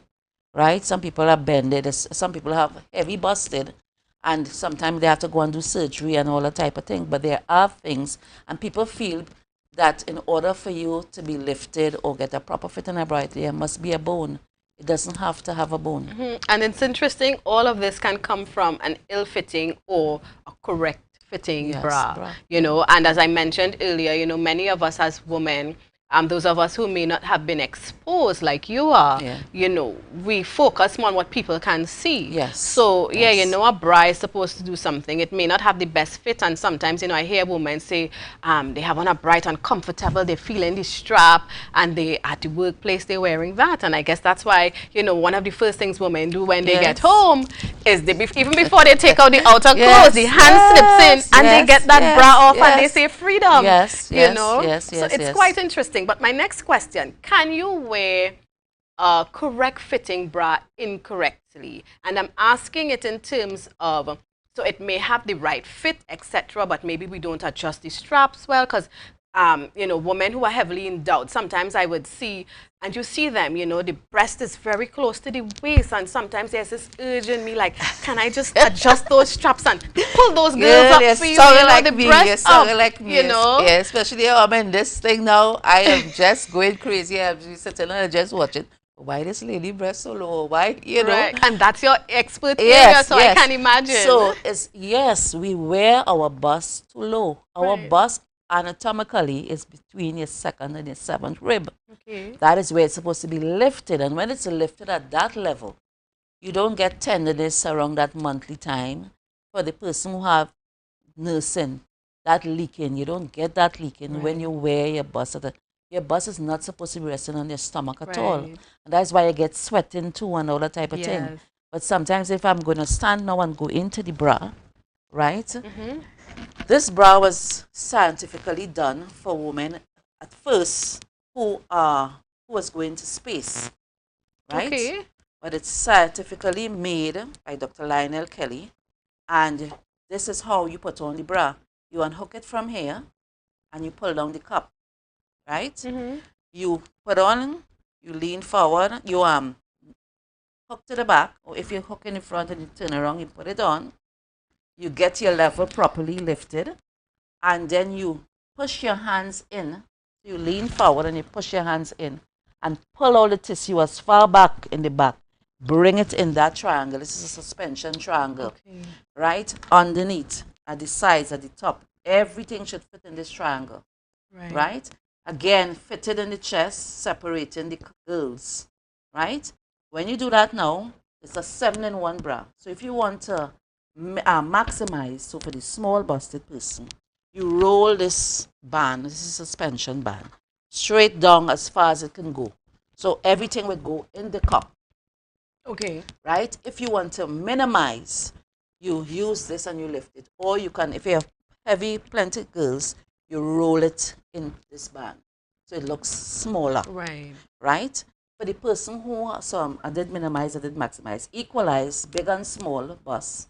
You work it to suit, whether up or down. And you mentioned that equalizing, some women are not even aware, and men, those of you listening, you are learning. You are learning. You know, it can happen. Some is minimal, and some is really, you could really see the difference. Right. Right? And then we have the sports bra. Again, no sweating here. This helps with sweating as well. And because this has lifted from the skin, there's no sweating there. But like for exercise, movement, there's limited movement because it holds the girl properly. Right? Nursing, because you see how you're putting it on, so you can unhook and nurse. Yes. And for women who have cancer, not to remove the breast, you can put the prosthesis in it. Okay. So and right. it's right, and it's a supportive bra. So that's number 7. So that's a 7 bra in one. If you realize these straps are fabric, so there's no stretching. This lasts long, right? The buckle is metal, so it lasts very long. It don't have the plastic when it bursts. It's going to break. Yeah. There is limiting, and then you pull back up and you hook back in the straps, right? Here has limited elastic, so there's no falling out, because you know when you have that bone and it's not fitting properly, the bust falls out through there. So you have that support. When you look at the side, you see how high up it goes. And when you look at the back, yes, the back, it takes in all of that, and it's broad across to take in. And as well, I learned the correct thing, but we would say that it would support the back fat, but it's really the breast tissue from wearing incorrect. Breast tissue. And if you realize there's a seam here, that is to locate the nipples, because sometimes you see women in a bra. Yes. And the nipples all down here, on the side, all over. It needs to be pointed, and it needs to be, and this is why it has a little point here. Right. Because the breast is like jello. Whatever container you put it in, it's going to take that shape. So if you have a rounded thing, it's not going to be pointed, it's going to be rounded. So you need that point. That is why long ago, you know, you had that pointed, because the nipple had to go to that point so the blood could flow. The lymphatic could have that freedom to flow as it should. And that is what you call a proper bra. Right. And this bra is a bra that can be used for any stage of a woman's life. Right. So you have the young girls coming up. Start just as the Bible talk about train the child in the way it should go. Yeah. Train the child in the way it should grow. Right. So you put it in a proper cup, and it's going to do. You have the elderly, you have after surgery. Yeah. You need that proper fitting bra. Cancer. Every stage of a woman's life, the teenagers, you need that. Sometimes you see young girls with stretch marks because they're not wearing the proper garment. All of this can happen for the lack of understanding and knowing how important our bras are. It's not just to make our breasts look a particular way, but it really impacts our health. You know, you'd have mentioned about the wire in the bra, the underwire. And I would have heard, you know, as a teen growing up, you know, learning about bras and the different types, that you need to get a bra with good support. Look for one with the wire in it. Tell us a bit about that notion. So I wrote down some stuff that I had here just to read, because yesterday a lot of people was telling me that right now the doctors are telling them to stay away from the boned bra. And this is that, and then a lot of them telling me, Gail, I'm not able with this bone thing, it's not comfortable, right? When the breasts are tightened by a wired bra, the process to eliminate toxin is interrupted, as you was talking about. Toxins accumulate in the breast and could cause cancer or cysts, right? The process to eliminate toxin is interrupted, right? Wired bra decreases movement of the rib cage, the middle outer portion of the front of the human being extending roughly from just below the breast, the decreased efficiency of the heart and lungs performance. When you use a wired bra for a long period of time, it will make you easily get tired. A wired bra can affect the digestive system by narrowing the esophagus. Then your stomach digests complex carbohydrate food, becomes less efficient.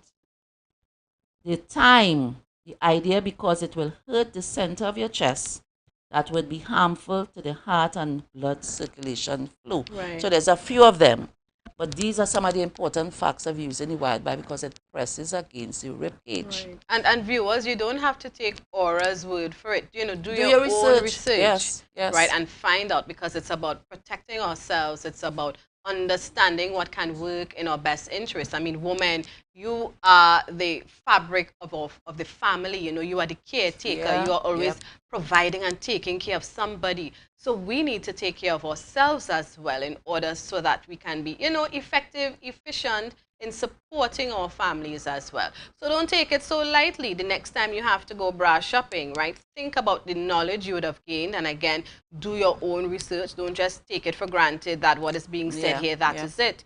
And, you know, I wanted to ask as well, how important is it therefore? I mean, we understand that we need to have a proper fitting bra.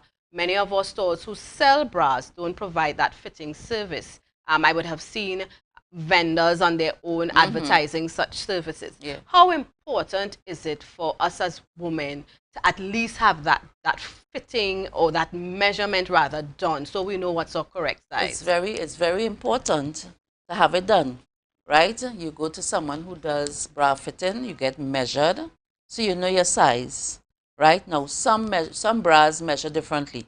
This bra in particular measure differently because it runs from B to K, it could get up to L2, right? So you have to be measured. There are sister sizes. So you have a size, let's say you wear a 40J, right? That's your size. But you can go to a smaller size, like a 38, but you go up in the cup. Okay. Or you can go to a 42 and go to a smaller cup. Right. So if you, that they call that sister sizes. So if you don't get one, you can get the other, right? There are people that I am one of the person that does bra fitting and measurements and stuff. As a matter of fact, I just wanted to touch in with the cancer patients. Yes. I have a lot of cancer patients. There's a doctor that sends patients to me because when she saw, again, the lymphatic fluid, when you remove that breast, that fluid still wants to run. And sometimes it comes up to the back and the sides of the person, and it can cause problems. So I sold one to a customer, and when she went to the doctor, she wanted to know where she got that bra because of the fit again, the compression. It needs compression, so it works with the cancer patients as well. Right. So there's a need for that as well. So and just yesterday I met someone told me she went and they told her she has a mass. She's scared, you know. And I had to talk to her, you know, provide and, you know, comfort comfort and explain and try to help. Women, we really, really, really need to take care of ourselves. Our breast cancer is the highest in the world, and it's very high in Trinidad and Tobago. We need to we don't want to wait till the last minute. Let's do our mammogram. Let's do what we have to do to take care of ourselves. We have to take care of ourselves first, then we have children, we have family. And the ladies like to say, "What, Brian's so sexy for my husband." I said, listen, there's a time and a place for everything. There are bras for that time. But as I say, you have to wear something proper during the day, especially the major part of the day. Whatever else you want to do. Yes. Right. And if you can just leave a phone number with our viewers for those who may want to have more information. Yes. You know, you can share that number now. So my number is 1-868-797-8155. or 1-868-272-BRAS, 272-2727.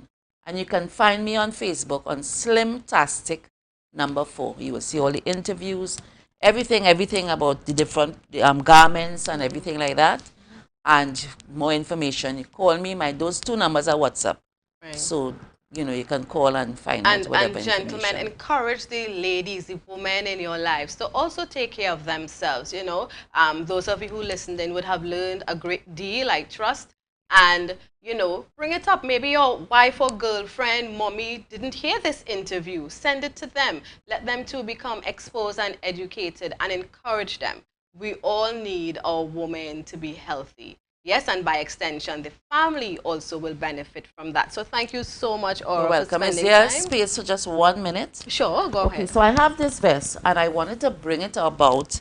This is something that the woman, this is an abdo vest that the women use. What's the name of it? Abdo vest. Abdo. Right? So it helps to slim you down and for back support, but it also helps with the compression for the back. And the shoulders are a bit broader because the lymphatic fluid could come up here and come up the arms. Right. But I bought this about because there's a men's vest too. And we have young men as well as older men because they are grown that have breasts. You actually see them. They're a little chubby. The little boys are growing up with breasts. Right, yes. Right? And it's a medical thing. But the vest is something that can help. You know, I remember a lady telling me that the son didn't want to go to school because children are so, you know, they say what they have to say. Yes. And he didn't want to go to school because they was telling him how his breast is so big. Right. We have that vest to help to compress as well. So there are things, people that you can use for the men as well to help out those children. The men are bigger, they're going out, they have their shirts, and you see it. You can get a vest. Do your research, punch in Google, and find out where you could find this vest, where you could do this, where, and it will show up. There are things out there that we can use that is very simple too. You don't have to spend money to go and do surgery, expensive surgery. There are things out there. Right. So it's important. Let us invest in our health while we have it now, because it's quite costly when you have to fix something that goes wrong. So thank you again, Aura, for spending this morning with us on Tobago Thanks Update. again for Tobago Update for the opportunity that I'm getting, and I'm glad to use it and share. And viewers, thanks to the viewers as well. Viewers, we ask you, and of course our listeners, to stay with us as we head on over to Tobago Notes.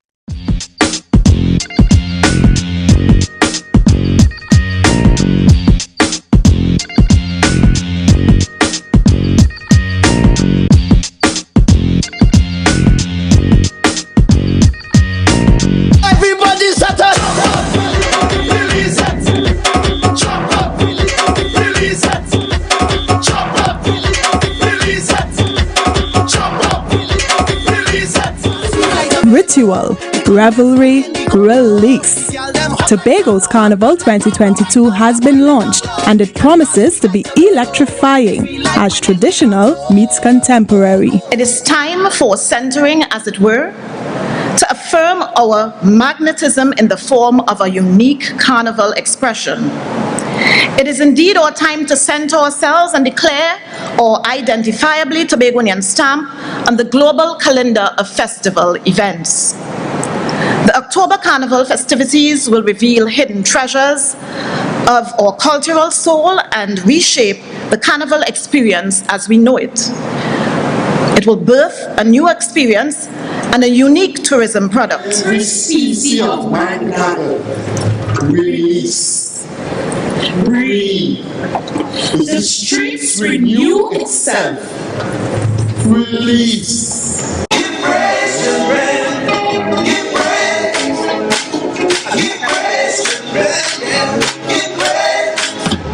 We talk about that beautiful heritage woman. She becomes more beautiful, pregnant with potential. Do we know what that baby looks like? That baby is Carnival 2022. That baby is being born on October 28th to October 30th, 2022. It's sweeter than honey, it's richer than money. It's a couple miles to his sister. I thoroughly enjoyed the launch. I think that was very exciting, especially seeing T-Pack on stage once again. I enjoyed seeing the cultural and traditional aspects of Tobago, as well as the revelry and the lovely carnival costumes that were there. So for Tobago Carnival, I'm expecting to see the same thing. I'm expecting to see a lot of outsiders come in to enjoy what we have. And hopefully it's an extension of Tobago Heritage Festival, so that people can still experience what we have year long. We have our collab coming up with Dynasty Events. Dynasty, who did paint in the summer. We have something called Rebel Road. I won't say copy, but a Tobago version of Bacchanal Road coming on October the 23rd. I expect Tobago's Carnival to be an overwhelming success. It's the first carnival, and anything that is new, there would be some problems, some teething problems, which would be quite obvious. But I see a lot of people in this space comparing to the Trinidad Carnival, which has been in existence for a very long time. And I think we just need to be patient and allow the festival to grow. On the 22nd of October, we will be having a party called Hideout. It's at 3 a.m. to 11 a.m. It's pretty much the start of the Carnival week. So we are going to start off the Carnival weekend with a blast.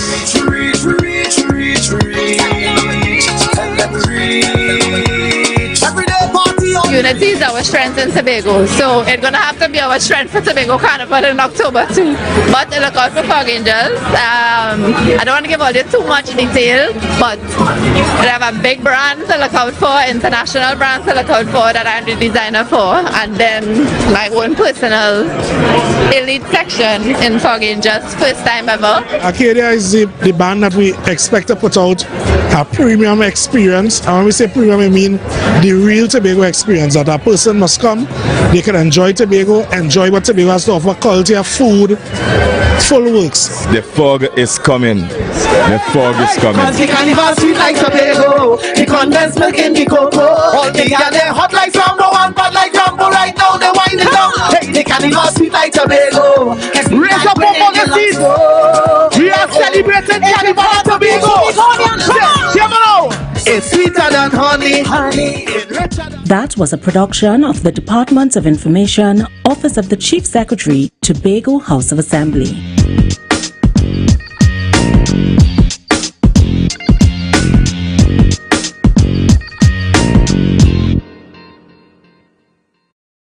Viewers and listeners, it's just about that time when I have to say goodbye. And, you know, I was thinking of what I said to our listeners who are on Street 91.9. I gave you all a whole different frequency, but it's 91.9, and it's always a pleasure to know that you are listening in.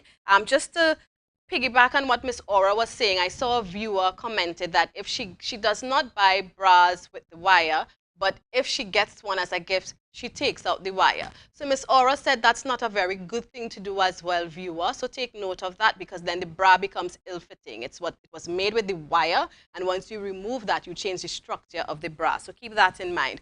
Of course, viewers and listeners, it has been a pleasure to sit with you this morning, to be in your homes, wherever your space is. And we have come to the end of Tobago Updates morning show, but it's not the end, right? Because we head on to Trinidad and we join Candice Jackson with GMT this morning as they come live to us from Trinidad. So stay tuned and share the live, share the live, share the live, because the action is still happening. And Julian and I will see you tomorrow morning.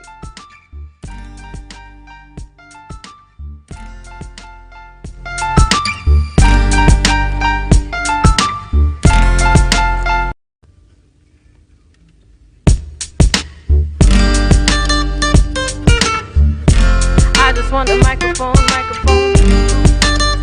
Morning. Yeah. Hey. Tobago updates. Good morning, Tobago. Wake up with Candace and Denise. Let's go. It's a brand new morning. Rise up to a brand new dawning. As the passion start to rise, the energy fill the skies. I say thanks for favor to wake up and hear me neighbor. 60,000 people strong, and the vibes is never wrong. We are beauty, we are power. We are people in the sun. We are beaches, we are rivers. We are melanated ones. We special and there is no denying. Tobago is number one. I am you and you are me. Together we stronger.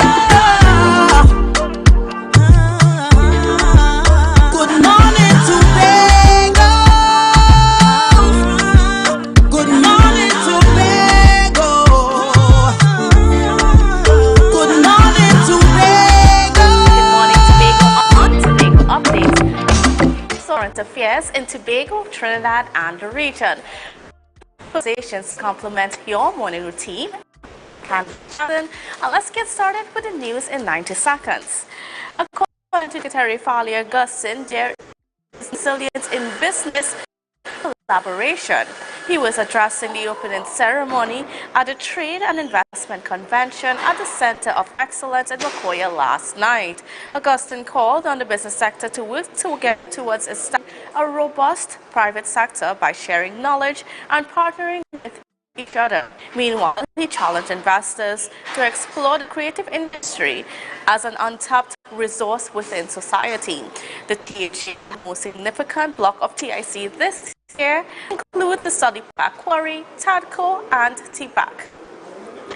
Meanwhile, police are at this time attempting to identify the body of a man found floating in Swallows Bay yesterday. People on the shore saw the body of a Caucasian man floating in the water, according to eyewitness accounts. A couple of men retrieved the body from the water and brought it to shore. They are responded immediately. However, they are sure of his identity. Police from the Crown Point Police Station are continuing investigations. And meanwhile, anyone with information is asked to contact the Crown Point Police Station. And nationally, Prime Minister Dr. Keith Rowley announced that a special bonus for healthcare workers will be included in the upcoming budget. It was political platform of the People's National Movement on Tuesday night. Dr. Rowley said that healthcare workers in the country did yeoman's service during the COVID-19 pandemic, and they deserve to be appreciated. He did not say what bonus will amount to, but he instructed the Minister of Finance, Imbert, to formulate a special package for all healthcare workers in the upcoming budget.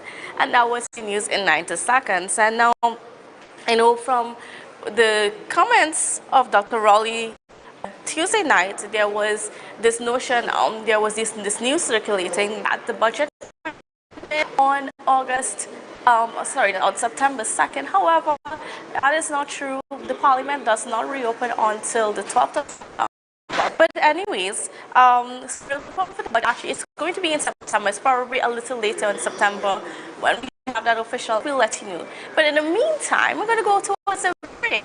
And just to let you know, we're coming from the break down here in Trinidad as we're getting ready to cover TIC. So don't go anywhere because we'll be right back after these few messages. Everybody only worrying. Never ever worry. Don't mind how things looking hard. I tell them never ever worry. If your life can't get damaged bad. I tell them never ever worry. What I'm saying is true. So just consider Tatil is always right here for you. I tell them never ever worry. Don't mind if life make you sad. I tell them never ever worry. If your house get flooded out real bad. I tell them never ever worry. What I'm saying is true. So just consider Tatil is always right here for you. I tell them never ever worry. If sickness catch you off guard. I tell them never ever worry. If times fall on you real hard. I tell them never ever worry. What I'm saying is true. So just consider Tatil will always be here for you. Never worry about a thing. Tatil, where people are people. You know what I mean.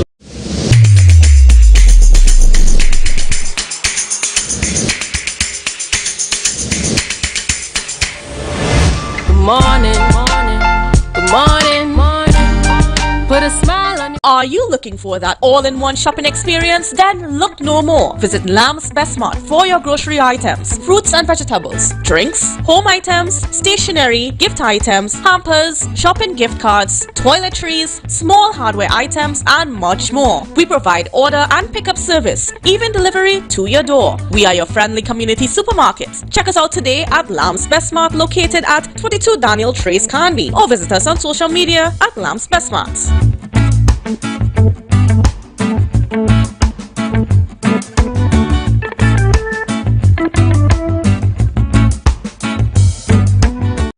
Excel Spa by Haley, where our highly trained staff are ready to deliver the top-class services in facial massages, waxing, nail enhancement and body treatment. We are ideally located at Coco Avenue, Susolands, Tobago. You can find us on Instagram, Facebook, TripAdvisor, or you can call us on 730-0149. Excel Spa by Haley. Relax, renew, and rejuvenate.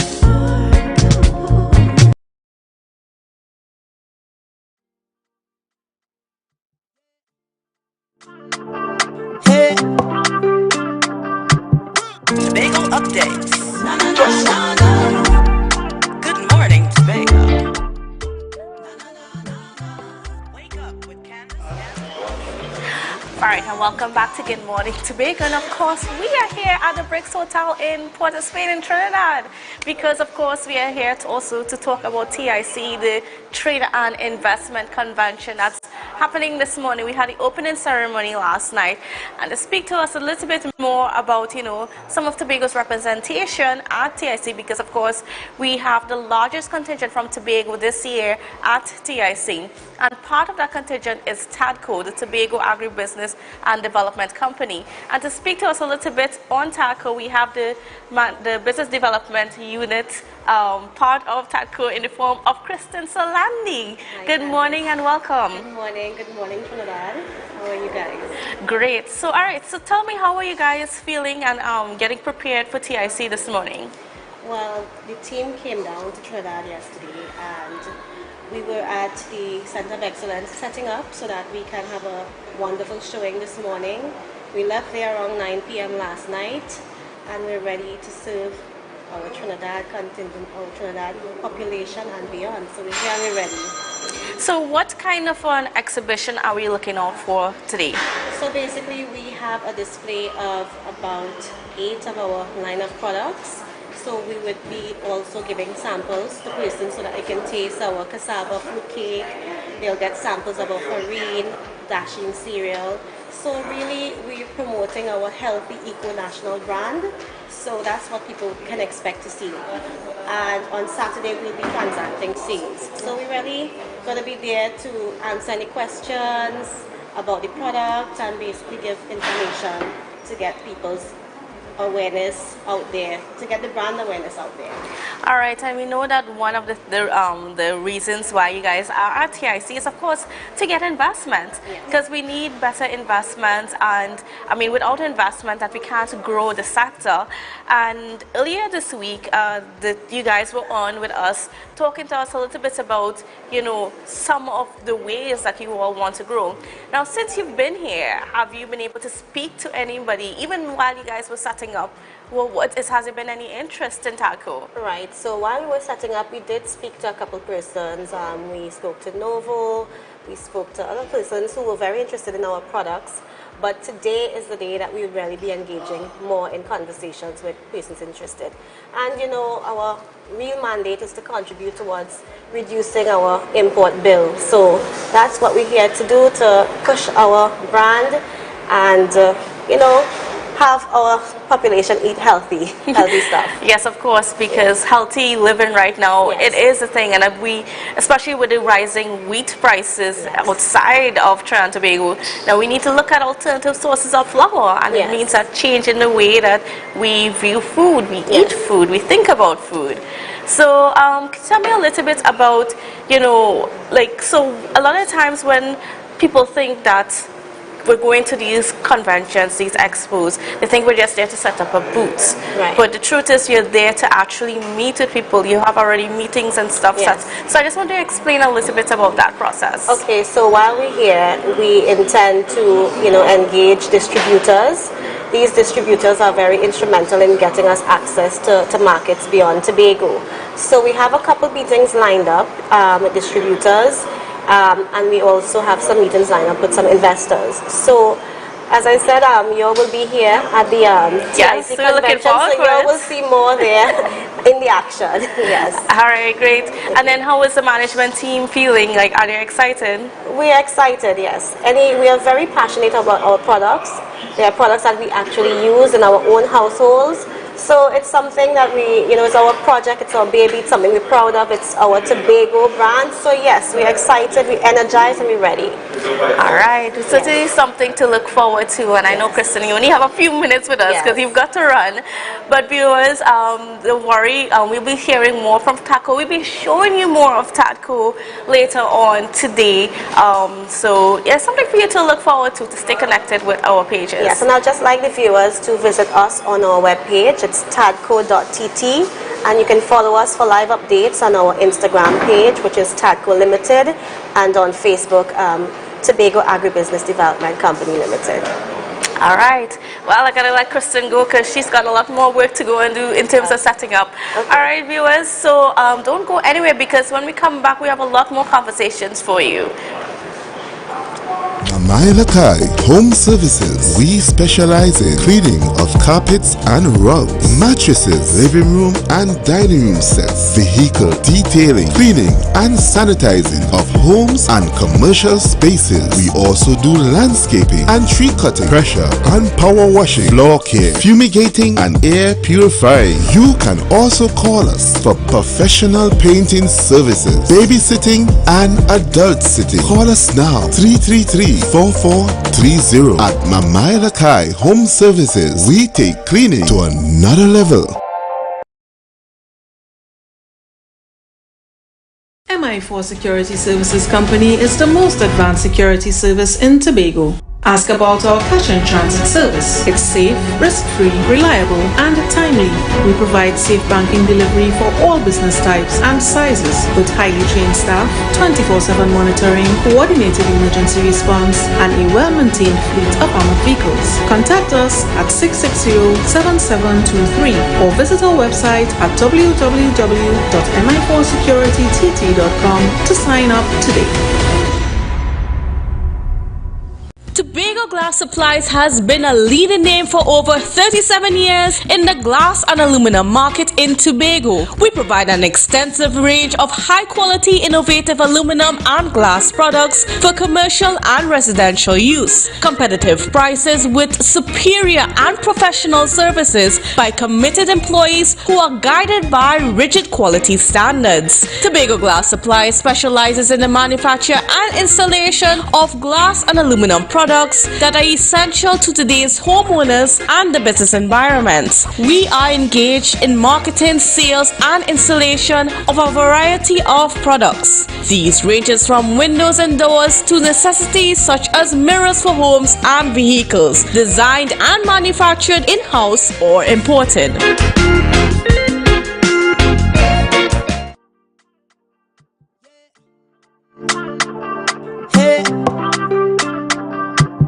Tobago updates. Good morning, Tobago. Wake up with Candace and Denise. All right, and welcome back to Good Morning Tobago. And of course, we're coming to you live from the Bricks Hotel right here in Port of Spain in Trinidad as we're getting ready for TIC. And of course, we got Tobago updates, and we are everywhere. And while I am here in Trinidad, Deputy Chief Secretary Watson Duke is out there in Brooklyn, New York, and we're going to be connecting with him right now. And if I'm not mistaken, he is on the lines. So a special good morning and welcome to you, Mr. Duke.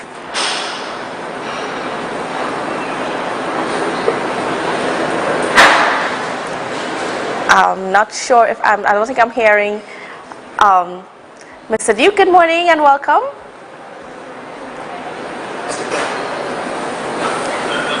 I think we might be having some technical difficulties. But Mr. Duke, of course, you know, he is out there in New York now on Monday night, if I'm not mistaken. Monday night, he had a meeting there with some of the members of the diaspora. He was actually invited there by the Tobago Islands Mission to share some of the plans, development plans for Tobago, and one of them is that of a redesigned Roxborough. So there's a whole bunch of plans for just this new development. Now, we first saw this plan last year in Dubai. Mr. Duke presented some of that. But I think we have him on the line. Good morning and welcome to you, Mr. Duke. Yes, good morning, my dear. How are you? How is Tobago? All right, there you go. It's wonderful to hear you. Nice. All right, so Mr. Duke, how are things up in New York? Now, I know you had a meeting on Monday, and then you would have had some follow-up meetings with members of the diaspora. What can you share with us after those meetings? Well, we have been successful insofar as engaging the diaspora. There, we have also commissioned an exercise up here, whereby we will begin to number and identify our diaspora within the state of New York firstly, and then we will look beyond that. So the first exercise is to look at the diaspora within New York. How many persons of Tobago origin, I would say, is in Queens, Brooklyn, Long Island, you know, the place Manhattan, the entire state of New York. All right, that's one of the major things we are setting out to do here. Also on the business front, we have gotten a lot of rave reviews, and actually we have commissioned scouts to go out and find somebody who knows somebody who knows somebody who knows somebody that will eventually give us the conversation we're looking for. And so I think that we're in a good place. Remember, foreign direct investment will always have a long gestation period. There's a lot of planning, a lot of work to be done, and we are not looking for a quick fix nor a flash in the pan experience. What we're looking for is something that's stable, something that is sure, and something that will definitely transform Tobago in the eyes of the people. All right, well, Mr. Duke, now before we go on with the conversation, I need to clear up a few issues that are in the public space because there are some questions being asked. And if you permit me, first of all, there was this picture of, of that conference on Monday that showed very few people in the audience, and of course this caused some attention on social media. So I want to give you the chance right now to clarify in terms of the attendance that was there on Monday night. All right, so what the Chief Secretary reported on, he reported on a signed register of persons who signed a register, and so he gave a very low figure. However, there were many persons who came in during a session that were unrecorded. And as you know, the unrecorded cases in many instances are often more than the recorded cases. And so we have had approximately 200 persons there. Again, it is the first time the diaspora in New York has ever seen that type of presentation, has ever heard that type of compliment. It wasn't wine and cheese or cokes and popcorn kind of a thing. It was real stuff that will help focus and refocus the diaspora out there and also commit and recommit the THA to the diaspora. All right, and then there was that concern about the cost. Now, we heard on Monday that it was the Tobago Alliance mission.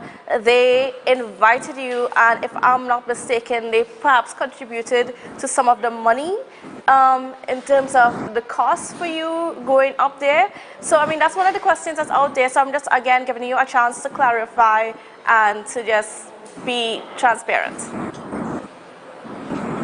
Well, all of the monies paid for this particular trip was paid by the Tobago House of Assembly, the P Tobago. And when you go on a mission looking for 8 billion, put a B there, 8 billion US dollars, then I think the money spent insofar as getting a full team out here is really peppercorn rates. I think it's money well spent, money that would see a long change in Tobago that will be permanent.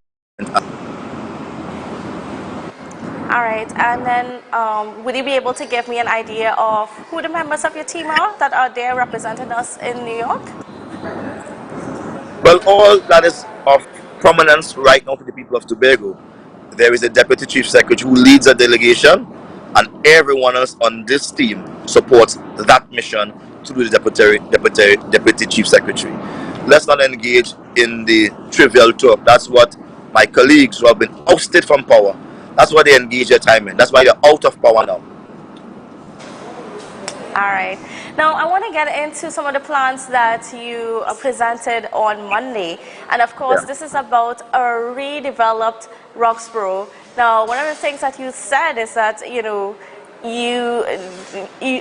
need to be able to dream big. And even though it seems as though it's something that can't be done, it can be done with the right type of investment.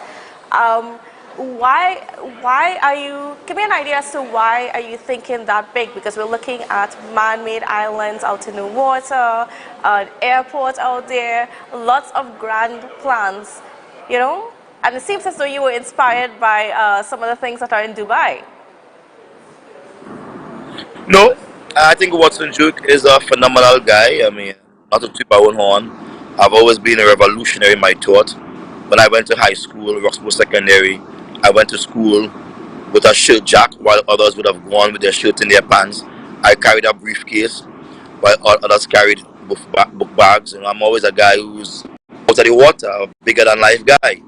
When guys were looking to just be representatives of the PSA, I took over the whole PSA. When the THA controlled by the PNM, I came and I said, look, I'm taking this. And in the shortest possible time, I took the entire PSA. I mean, even when Fali Augustine was saying he ain't ready for politics, I got him involved in politics. Being Israel involved in politics. I'm a guy who does big stuff. If it's a small thing, count Watson Duke out. I'm not on that. If it's big, if it's mind-boggling, if it's world-changing, if it's reverberating, then consider me. That's the kind of stuff I want to do. And so when we're thinking about developing Roxborough, Roxborough people are not making tongues anymore. That's when we came out of colonialism. They started with villages and then tongues. We are now gone past that. The world is digital now. We are going to make a city. And when we show that city to people abroad, one thing is common. That city will be a city of the Caribbean, not just Tobago. Because in yesterday's function, where we had the Caribbean American Chamber of Commerce, we had people from Grenada, Jamaica, and other Caribbean countries, etc., right, Barbados, etc. And they were saying this is a Caribbean dream. So we are not just talking Tobago here. We are talking about an opportunity to unite the entire Caribbean. And I'm speaking not just as Deputy Chief Secretary, I'm also speaking as political leader of the PD, as the one who is responsible to set the political direction and strategy for the party. Let's remember, those who are in office are just serving the PDP, and by extension, the wider people of Tobago. Let's not get it lost. So I'm not here as someone who is without a vision. The vision that the party will carry will be the vision espoused by this political leader and the membership. Those who are there are simply workers on behalf of the party and that. And so my vision, even by the Chief Secretary or anyone who's decided, my based on my interaction with Tobago and where Tobago needs to be at this point in time on the world stage. And I tell you, we're right up there. So someone is flying to Tobago and go straight to the island that is almost exclusive. People are looking for exclusivity. That's what people want today. They don't want to be in the general, they want to be exclusive. That's why we have so much VIP parties, so much all-inclusive parties. People just want to be there. They want something different. And Tobago, we are tapping in to 666 million people in the Caribbean and South America who may never have a visa, who may never afford the ticket to go to America or Dubai or wherever. So we have combined some of the main places in the world and brought them there to Marina Islands, and that idea is catching on as wildfire. We are ready. We are ready. Me and my team, we are going to create a roadshow and be going all over the world and sell this. This is what Tobago needs. We don't need box drain on the wall and patch, you know. That is maintenance. We have to see ourselves as involved in government, where you manage resources and you do things to take the country up a notch or two. So we're not in this maintenance little boy nonsense. We're beyond that. Big thoughts. Are you concerned at all that, this development, we have a marketing strategy that says that, we are untouched, we are undiscovered, and that in itself has a sort of pull towards Tobago. People love that natural element of Tobago.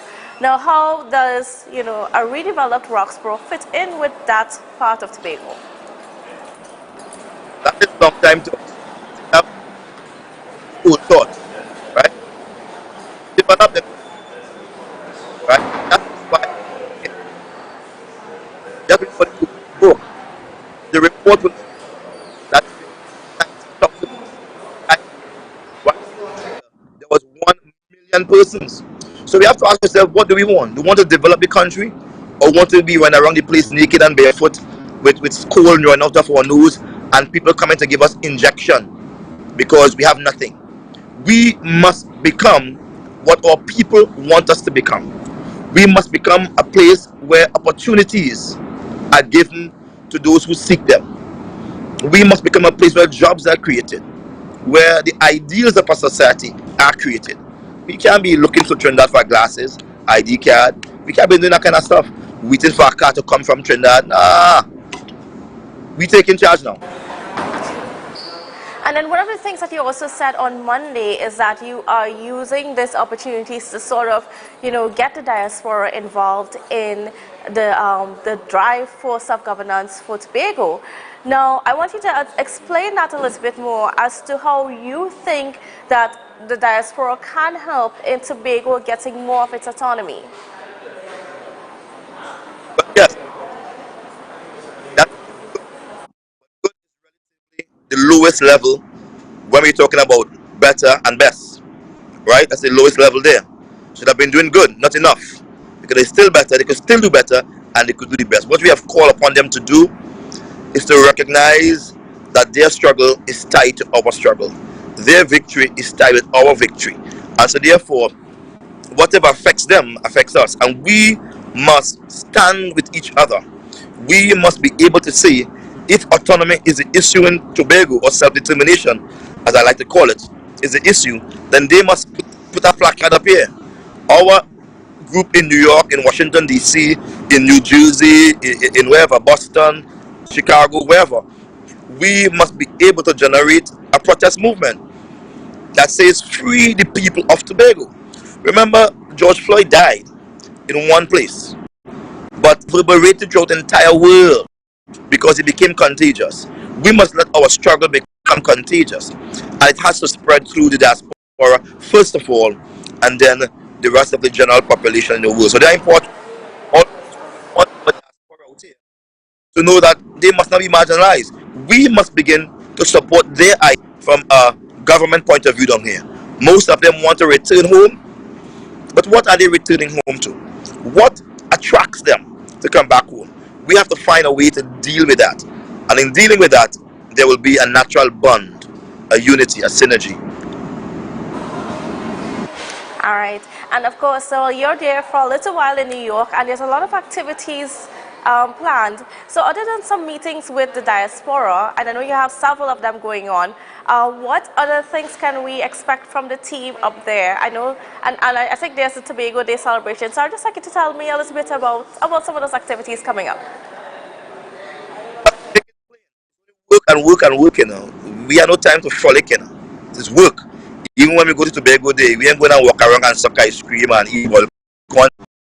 Work. We come in to sell Tobago and to build bridges when none exist before. So it's all work for us. Even when we smile and we laugh or we see chairs, it's work for us. And I see this hard work as paying off eventually, that the diaspora will actually feel as if they are part of the mainland. They are not forgotten, because we are going to create a suite of benefits that will attract them and retain their interest. And from time to time, we will come and visit the diaspora throughout all the continents of the world. All right. Well, I want to thank you so much, Mr. Duke. It was such a pleasure talking to you this morning. And of course, we're looking forward to that conversation with you after you return to hear some of the achievements from this trip and, you know, some of the connections that you were able to form.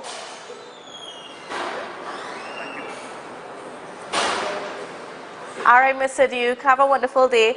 All right, viewers, well, we have a little bit more coming up for you on the program, so don't go anywhere, because we'll be back right after this break. The Street 919 FM and the Tobago Updates presents the Tobago Updates Morning Show live simulcast on the Street 919 FM. Start your day with all the information you want and need with the simulcast of the Tobago Updates Morning Show live Mondays to Fridays from 7 a.m. on the Street 919 FM, the official station that defends the nation. The best place to stay in Tobago is at Thorn's Place, with rates starting as low as 200 TT. Call or WhatsApp 745-7306 or 682-8676. We are located uptown Scarborough, 5 minutes away from the port. Remember, at Thorn's Place, our aim is to make your stay safe and affordable. You can now get whatever you need whenever you need it anywhere in Tobago with Tapago. Your meals, medication, groceries and shopping all delivered directly to you. No more hassle, no more stress. Get the Tapago app today on Google Play or Apple App Store. That's TAPPOGO and let us deliver to you. Check our website at www.tapogo.app or call the experts at 494-TOGO and 484-4746. Tapago. Relax. We will get it to you. Tapago's at your service. Never ever worry, don't mind if life make you sad. I tell them never ever worry if your house get flooded out real bad. I tell them never ever worry, what I'm saying is true. So just consider, Tatil will always be here for you. Tatil, where people are people. You know what I mean.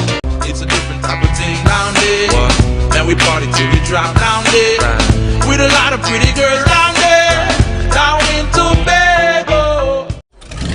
Our national borders our first step to security, but a possible access point for guns, drugs, crime. If it does not look right, do the right thing. Call Crime Stoppers anonymously. 800-8477. Report possible border crime. There's a taste in the air everywhere. Feel the vibe cause it's something to share.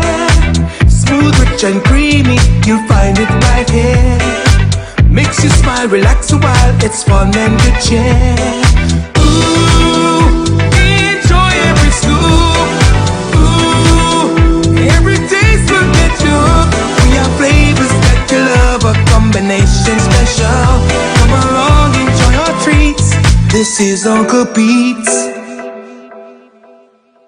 Coconut's Cafe, the buffet restaurant that specializes in all your tasty local dishes. For breakfast and for lunch. Breakfast includes coconut bake and sada roti, served with chokers, bull joil, and sausages in tomato sauce. Not forgetting beef and cheese pies, shepherd's pie, macaroni pie, and rice in various styles. Meat served in a variety of flavors, garden salads, and pasta salads. All this accompanied by fruit juices, coconut water, your choice of a great combination to appease your taste buds. So call us today to order, as we are here to accommodate your busy schedules or if you are having a cooking day off.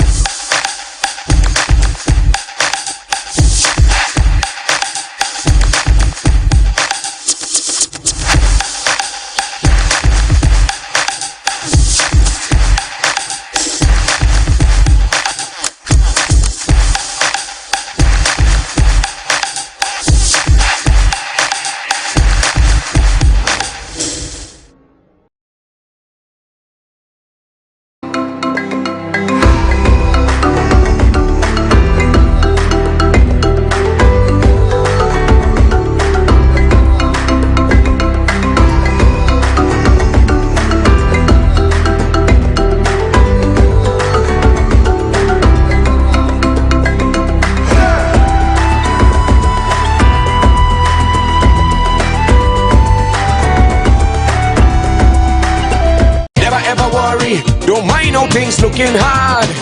I tell them never ever worry. If you're nice, can't get damaged bad.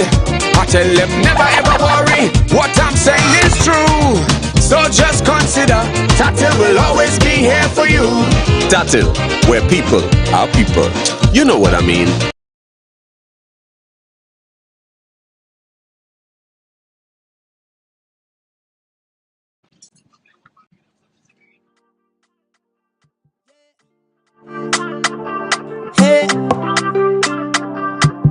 Tobago updates. Good morning, Tobago. Wake up with Candace and Denise. Let's go, go. It's a brand new morning.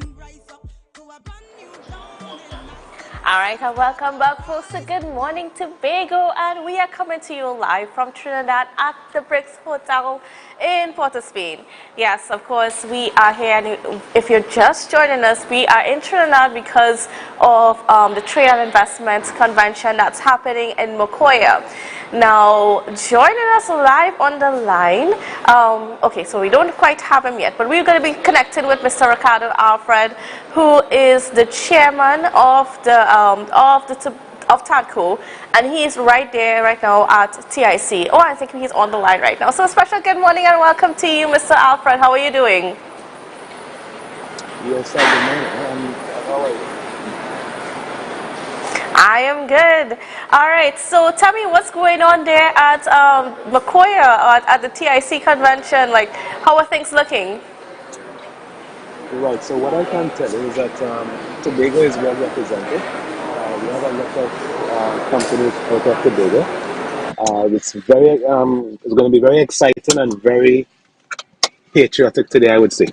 So we have a lot to look forward to from the Tobago perspective, and we can't wait. It's going to be great. So I don't know if you'll be able to, as you're there, because we did hear a little bit about Tobago's mission for TIC, but give me an idea of some of the other people that are there, some of the other companies that are there from the THA. Right. So I'm actually now setting up there. I can tell you that we have the quarries. We have a company called Kennedy. We have Support TT. We have some people from TTAL. We have TPAC, I believe, is here as well. So it's well represented.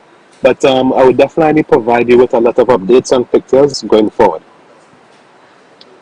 And of course, well, we'll be joining you shortly.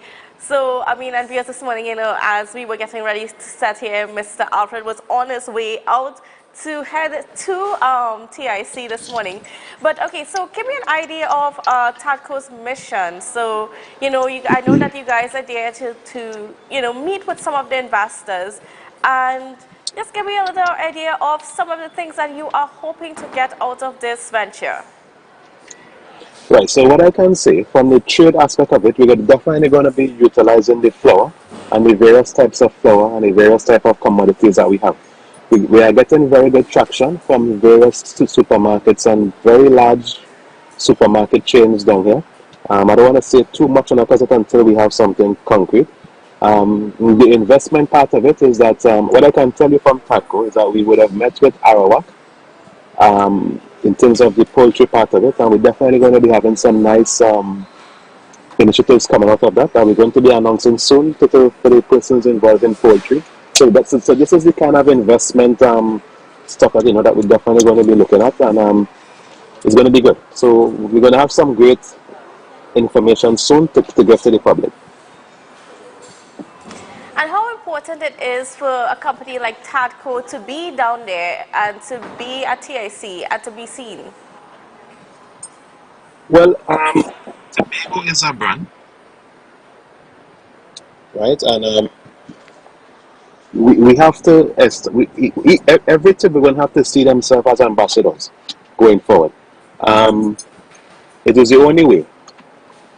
It is the only way. They have to see themselves as ambassadors. So we definitely going to be marketing Tobago as a brand, marketing Tobago as an entity that is definitely going to be there on the regional market and on the local market. So that's our mission right now at TSC.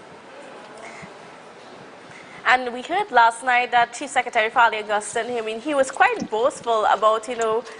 This is the time that Tobago has the largest block at TIC this year, larger than any other part of the business space.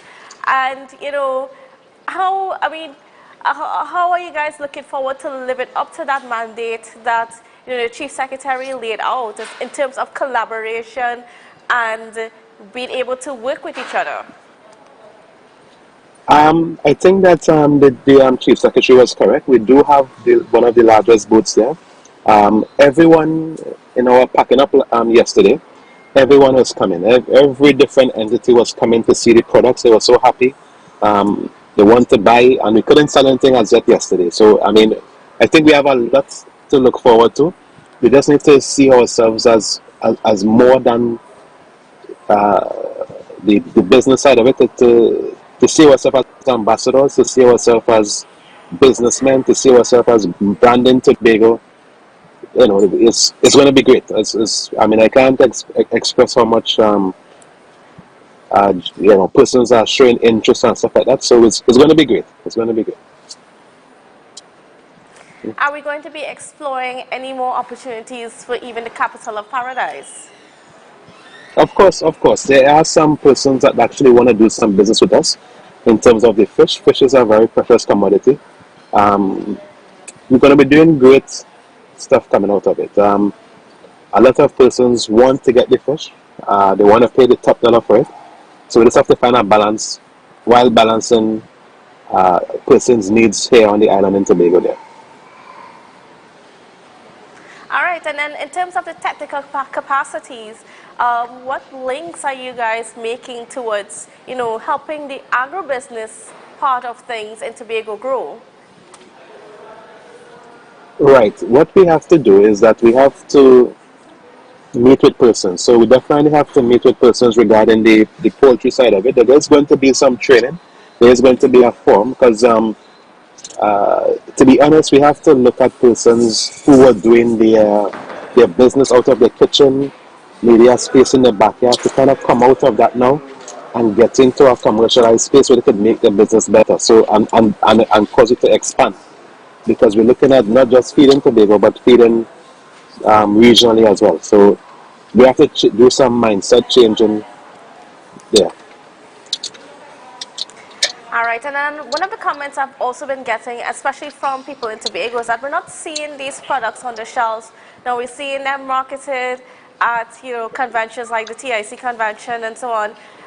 But I want to hear from you a little bit about how TADCO is working towards getting those products on the shelves on all the grocery stores, all the little mini marts and so on in Tobago, so that it can be there for us Tobagonians to use as part of our daily routines. So what I can tell you is that very soon we have our website. The website is tadco.tt. Very soon you're actually going to be able to order stuff online and get it delivered. Very soon you're going to be seeing us in all the major supermarkets. It's that we have to build the brand. We have to make persons want it to get out there and get it. So it's just some strategies that we are using. All right. And so is there anything else that we can look forward to for TIC from TADCO's perspective? Yes, I would advise all of the Tobagoans in Trinidad to come down, see what Tobago has to offer, see the best of Tobago, and continue to support our little island paradise. All right, great. Short and sweet. And I know, Mr. Alfred, I know you're quite busy right now getting things started, but we'll be connected with you later on today. And viewers, of course, that's just something to look forward to. So and thank you so much, Mr. Alfred, for just taking the time, a few minutes to speak with us down there. So he's at Makoya at the Center of Excellence. And so that's where the TSC, where the convention is taking place. And of course, we are here at the Brick, so we'll be heading over there pretty soon. So viewers, I think that's it. We're going to go for a break, but when we come back, we'll have a bit more. All right, so don't go anywhere. If you see or know about a crime, report a crime safely and anonymously. Call 800-TIPS. Help stop crime. You can play your part safely and anonymously. Report a crime. Earn a reward. Call 800-TIPS. Help stop crime. Be a hero, champion, fearless citizen. Be a crime stopper safely and anonymously. Call 800-TIPS. Help stop crime. Tell us about your organization, institution, when established, organizational structure. What are your organization's cause, mission, objectives? Please provide us with your organization's website, email, or social media handle. Does your organization have a bank account with a financial institution in Tobago? If so, please provide us the name of the financial institution. What is your role within the organization? How do we contact you? In 100 words or less, please tell us a bit about your organization's good work and why a donation from team might help. If your organization is selected to receive a donation from team, how will the funds be utilized? How will the community or constituency served by your organization benefit from a team donation? How would the donation from team be publicly acknowledged or advertised? Everybody only worrying. Never ever worry. Don't mind how things looking hard. I tell them never ever worry. If your nice can't get damaged bad. I tell them never ever worry. What I'm saying is true. So just consider Tatil is always right here for you. I tell them never ever worry. Don't mind if life make you sad. I tell them never ever worry. If your house get flooded out real bad. I tell them never ever worry. What I'm saying is true. So just consider Tatil is always right here for you. I tell them never ever worry if sickness catch you off guard. I tell them never ever worry if times fall on you real hard. I tell them never ever worry, what I'm saying is true. So just consider Tatil will always be here for you. Never worry about a thing. Tatil, where people are people. You know what I mean. Yeah. Hey.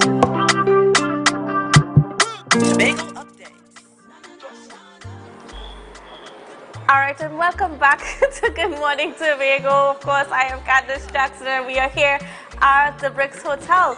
But while we are here, we are also connecting with the Secretary of Food Production, Food Security, Natural Resources, the Environment and Sustainable Development, and that is none other than Atisha Charles Panton. Good morning and welcome to you. Good morning, Candice. Good morning, Tobago. Alright, how are you doing? I'm satisfied. Thank you for asking. Nice to hear. So you have been quite busy over these past few weeks. You just got back from a trip to St. Kitts in Nevis. So before we go anywhere else in this conversation, I just want you to give the public an idea of what that trip was about, and what were the things that came out of that? What were the links that you guys were able to make for Tobago? Okay, so the trip was more focused on the preparation of a proposal to the Ministry of Planning in Trinidad relating to the botanical garden. The botanical garden and the management of it falls under the division of food security. So myself and the technical officer in the region, we went to St. Kitts Nevis because they had a model that would fit our needs in Tobago, and it was very good to see it firsthand and to observe the management structure there. And of course, in order not to waste resources of having to ever go back and look at agriculture, we decided to do a number of things. Look at the botanical gardens and look at the abattoir there, fruit farms, greenhouses, and any other technologically advanced operations that St. Kitts Nevis had in store that we in Tobago could learn from. So that trip brought back several innovative ideas for Tobago and opportunities, and one of which relates to TADCO, where they in Nevis in particular they wanted fish from TADCO. So I brought back that business interest to TADCO, and of course they will be pursuing that.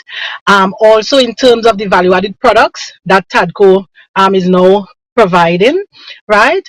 They would also be going to those supermarket chains in St. Kitts Nevis in order to get some of these products on the shelves. All right. But in terms of agriculture, the technical officers, they were able to look at new technologies as it relates to greenhouses and food farms. We already had that idea of creating food farms. And the technical officer just got an opportunity to see additional things being done in St. Kitts Nevis. So it was it was well worth seeing these things in St. Kitts Nevis. It was a very exciting trip, and I'm sure Tobago Updates would have followed my page and saw all the pictures and videos. Certainly. So, yes, so for knowledge transfer, skills transfer, it was an exciting and worth the while trip. What is one thing coming out of that trip that you think that you can transfer from St. Kitts and Nevis to Tobago? What's one thing that you're seeing that can definitely be done? Well, I don't want to say one, I think all. I think we learned a lot in the different areas. So I'm not going to say one, I'm going to say all.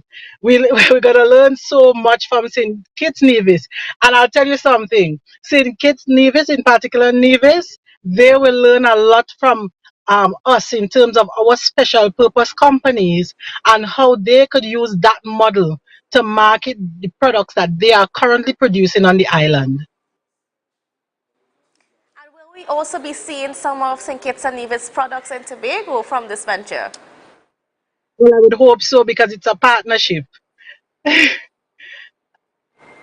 All right, some good things we're looking forward to. Now, we are also looking out for TIC here in Trinidad. And of course, we at Tobago Updates, we are going to be going there in a short while and capture some of the activities that's happening there. But so I know TADCO has taken up quite a bit of our conversation this morning, but I want to kind of move beyond TADCO. What are some of the other business ventures that the team is hoping to get out of TIC this week? Okay, well, the trade show will expose TADCO to, buyers, potential investors, right? You wanted to move away from TADCO because you see TADCO is a company under my division specifically. So in the broad sense, any company affiliated with the Tobago House of Assembly or any company affiliated to Tobago, we want to attract investors. We want that our product get out there across the region, bring currency into the island. So I think marvelous opportunity to market ourselves as Tobago, and of course, each and every Tobagonian need to become an ambassador for the island. So local, eat local, promote local. That's what we should all be doing because we all stand to benefit. Same time as you are speaking about what's happening at TIC, we have another team already there or on way to Tobago, to New York, and Tobago Day Salons, and to engage some business with the that's out there.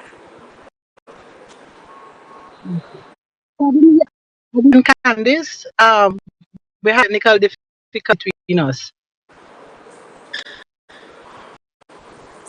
Sorry, I didn't catch that. Not here.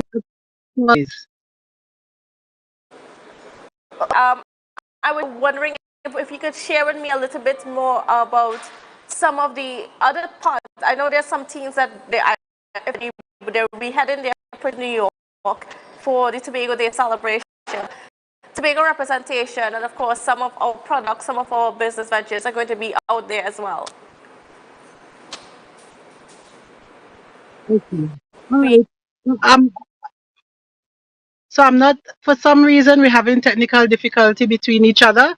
But I heard you speak about you spoke about a team going to New York. So again, it's all about investment. And as I said, the Tobagonians, wherever you are, you need to come out and support your island and to ensure that you become an ambassador, because what we have are unique products, and we can compete because it's of good quality, high quality, and we can compete there out there in the regional and international market. All right. Well, Nona, thank you so much, Ms. Letitia Charles Panton. And again, viewers, we are looking forward to continuing these conversations. So after these conventions, these expos are over, we are looking forward to engaging with the technocrats like Ms. Charles Panton. Yes, you will have to come on set with us and you share with us a little bit more about, some of the ties, some of the collaborations that we are gaining out there. Thanks for having me. So we're looking forward to continuing our conversations about the links and the ties we're making with Tobago. Okay, thank you. Good. Well, as we're out of time for this morning, it's been an exciting morning. Yes, we're here at the Bricks Hotel in Trinidad as we're getting ready to go over to TIC in Macoya. So you can look forward to that. It will be shown tomorrow, so you can look forward to all the updates tomorrow from TIC, and the team is here bringing to you all of this. So it was a pleasure being with you this morning, pleasure connecting with you this morning from Trinidad, because of course we are Tobago Updates, and only Tobago Updates can bring you this kind of exclusive coverage. And I just want to remind you all that Tobago Updates is not associated with any other media house in Tobago. We are our own So be sure that when speaking to us, there's no one who us under the guise of the analysis. So only Tobago. Continue to stay connected with us and continue to stay updated with dates, and we will bring it to you all of these things. All right, so have a productive day. I am Candace Jackson, and again tomorrow morning at 7 a.m.